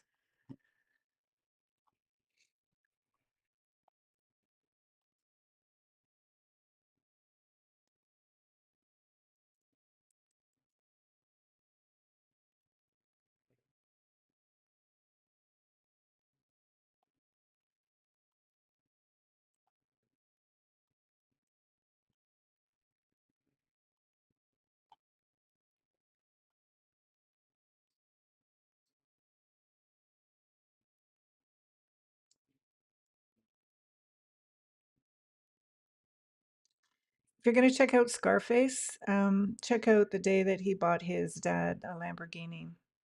Like his parents were immigrants and immigrated to Canada, and like they just, it's his story, right? But really, really hardworking dad. One of those dads that just worked at a really hard job his whole life, and he always loved sports cars. And so anyway, one of the videos, you can look it up, is when Scarface bought his dad a Lamborghini, and it was a surprise. Anyway, it'll just move you to tears, because someone like that who's just worked so damn hard, like literally, Scarface deserves every bit of success. Like he came from a super hardworking, you know what I mean, that kind of family. That it was a tough ride. It was a tough ride for Scarface, and he started to learn to trade. I think he was 14. I think he was just like, he was looking at a bunch of ways to try and make money, online, like so many kids that age. And I think Scarface is only like, now he's like 23, maybe. He's really young, right? And I think he now owns the most expensive Lamborghini in Canada. Like, and I think there was only two of them, and he owns one of them. Anyway, I love the kid. Oh, his parents are like so proud. Like, I'm telling you, you got to watch his videos, because this is legitimate. This is a family that emigrated. I'm not sure if he's Indian or Pakistan, like, to be honest.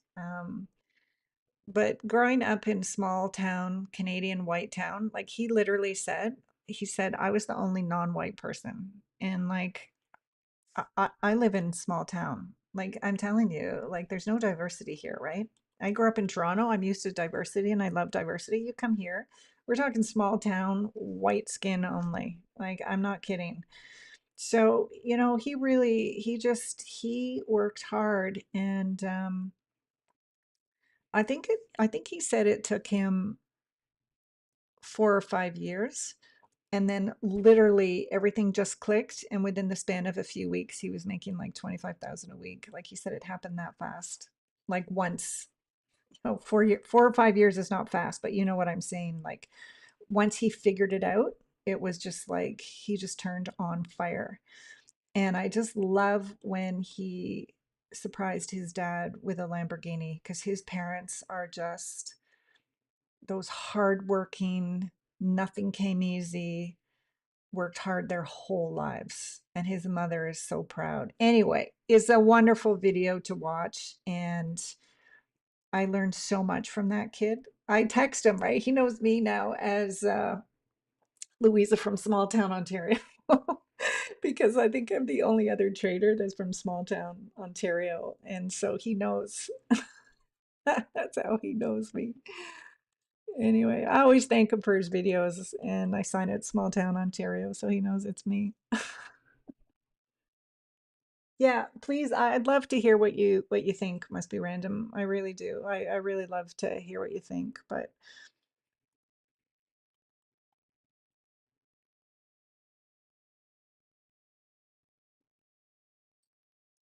okay, so let's see what's going to happen at the next macro here. If price is gonna drop. Is it gonna, like, it's, I feel like it's not sure what it's doing. I mean, it's very bearish on the higher time frame. So let's see if it starts to drop or what it's doing.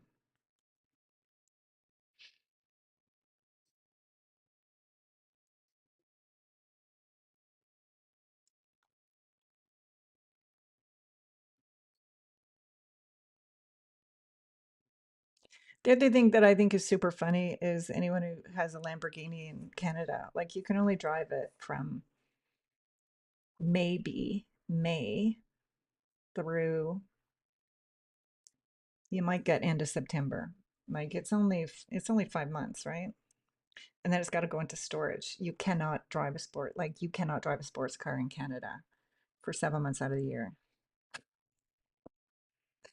You need to have like a 4x4.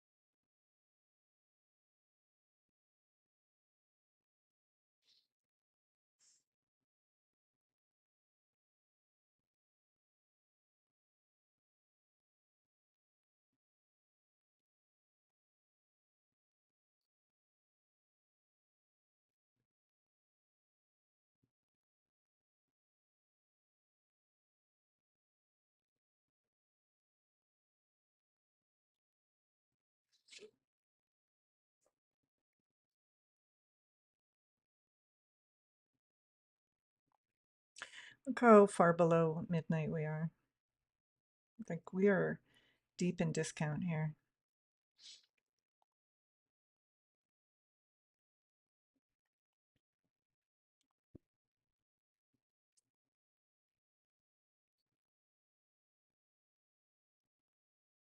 Yeah, exactly.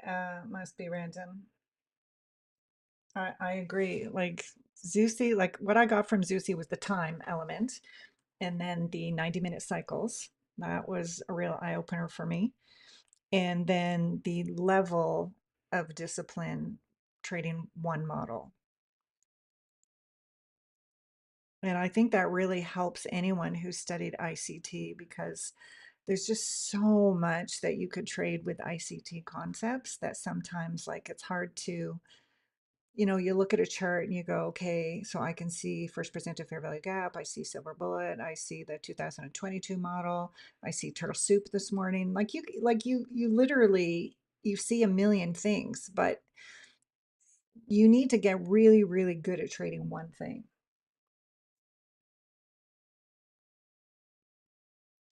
Well, I don't know. I think there's a lot of people that are interested in learning, but it takes time, right?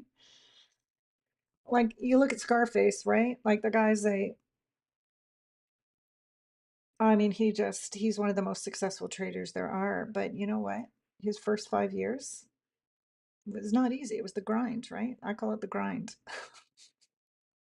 But when it starts to click and you really understand price, it's like so much pressure came off me when I developed one good model. Because when I come to the charts, I know exactly what I'm looking for.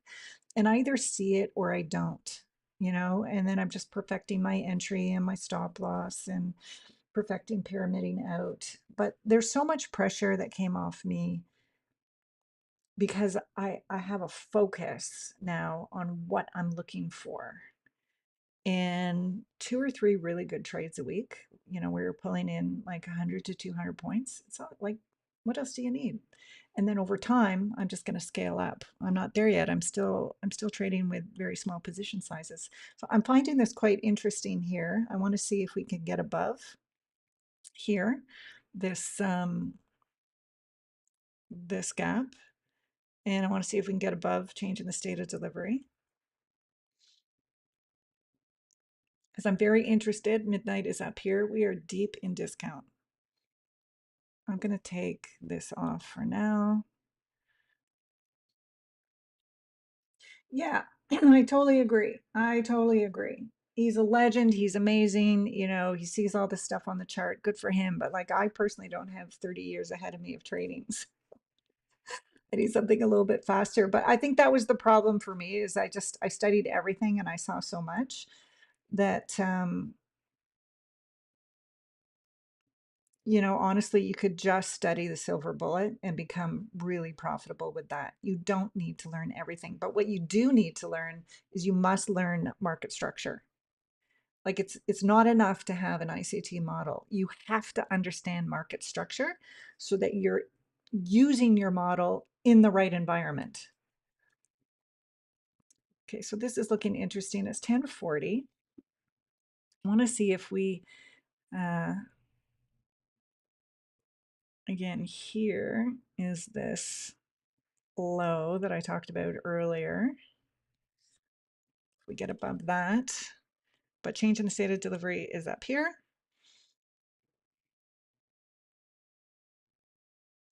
See, it's a lot of back and forth, a lot of back and forth, right? And this will take a trader's money because 1 minute looks like it's going long, then the next minute looks like it's going short, and then it's going long again. This is the type of environment that, you know, for me is no bueno.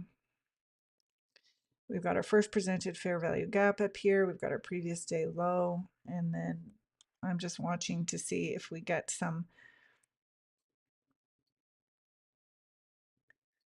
nice candles. We got an SMT. But we need change in the state of delivery first. That comes before an SMT.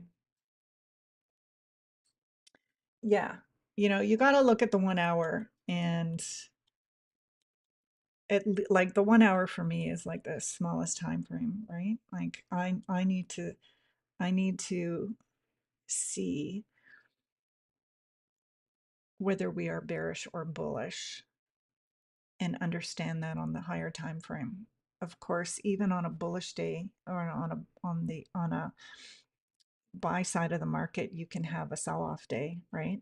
Like that's going to happen, but that's the nature of trading. So let's just take a look here. So we got this low, we got an SMT. We haven't broken above the change in the state of delivery yet.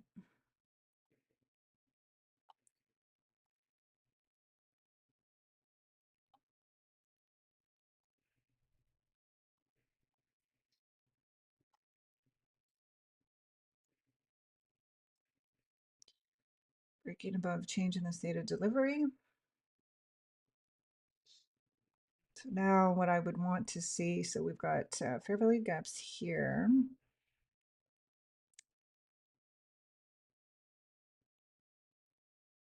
I want to see some inverted fair value gaps like this one up here.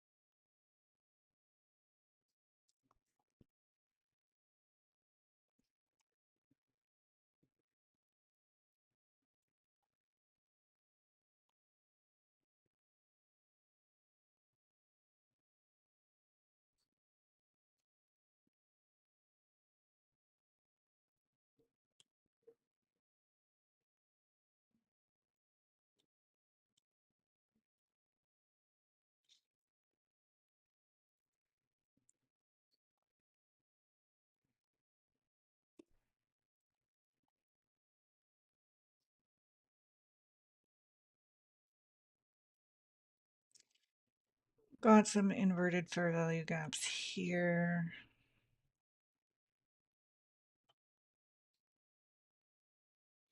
Low, high, lower, low, higher, high. I just, like in a very bearish market, I'd want to see real confirmation that price is involved in a smart money reversal, not just a pullback, right? So if we look at the indices, is very bearish.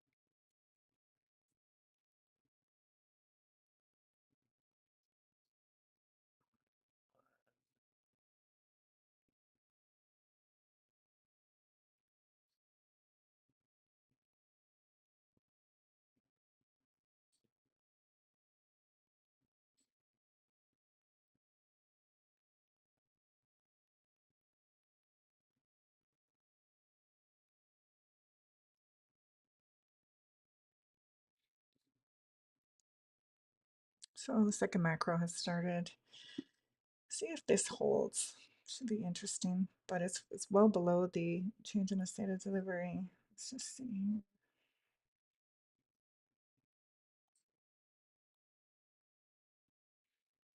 So it could be pullback and then a nice entry to go short.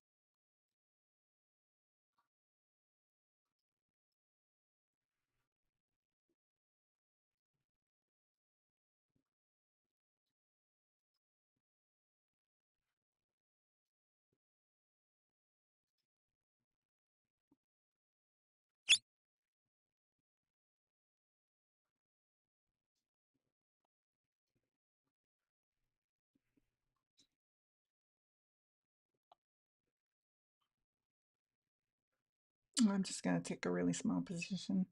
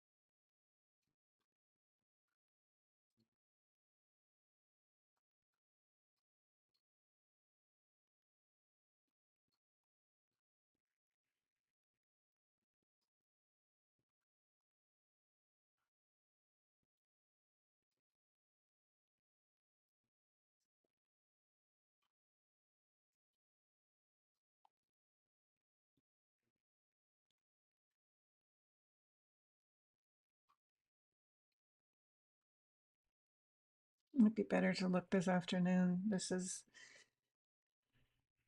again, we're inside a macro and it's just kind of bouncing back and forth. We'll see. If we drop below this fair value gap, I'm out.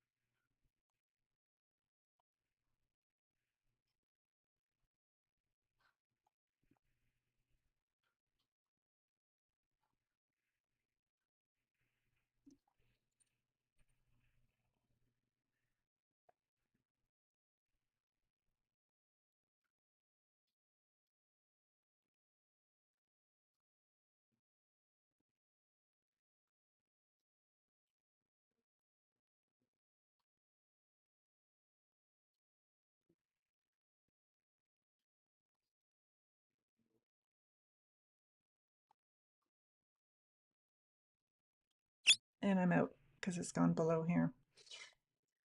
So yeah, so we might just bounce around here.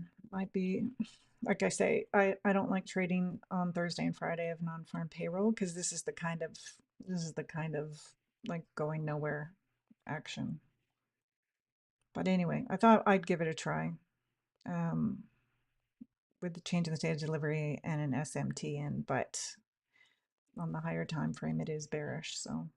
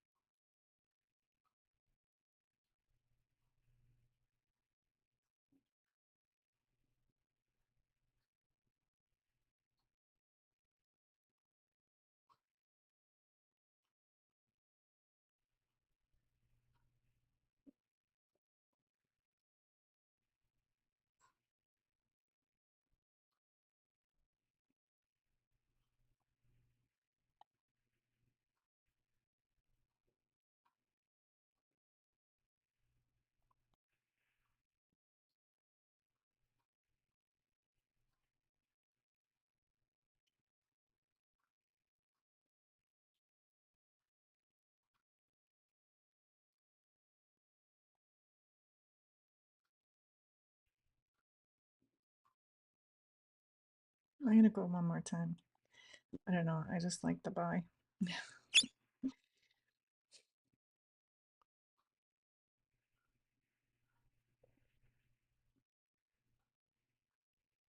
Give it one more chance here.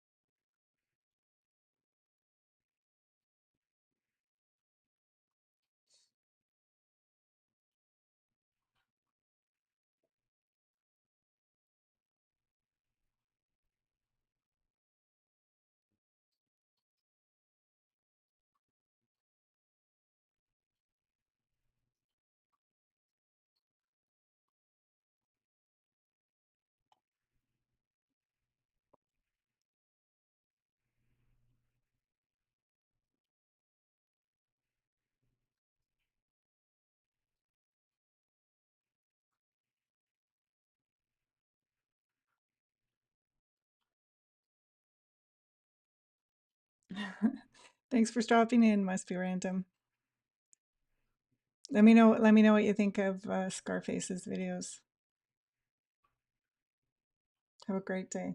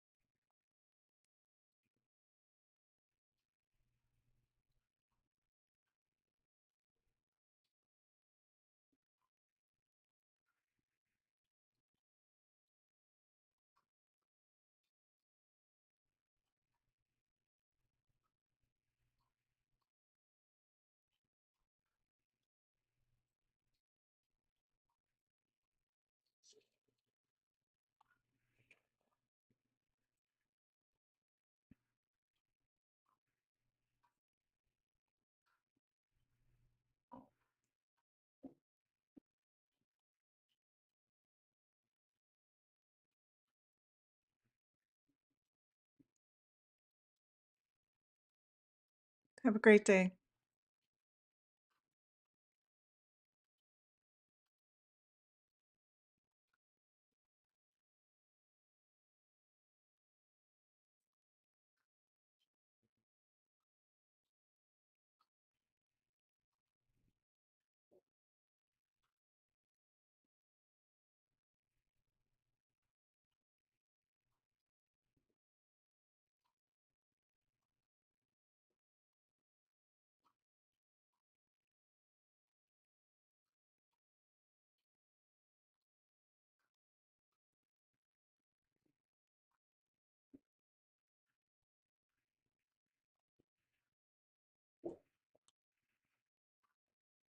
Oh boy, this is going like nowhere.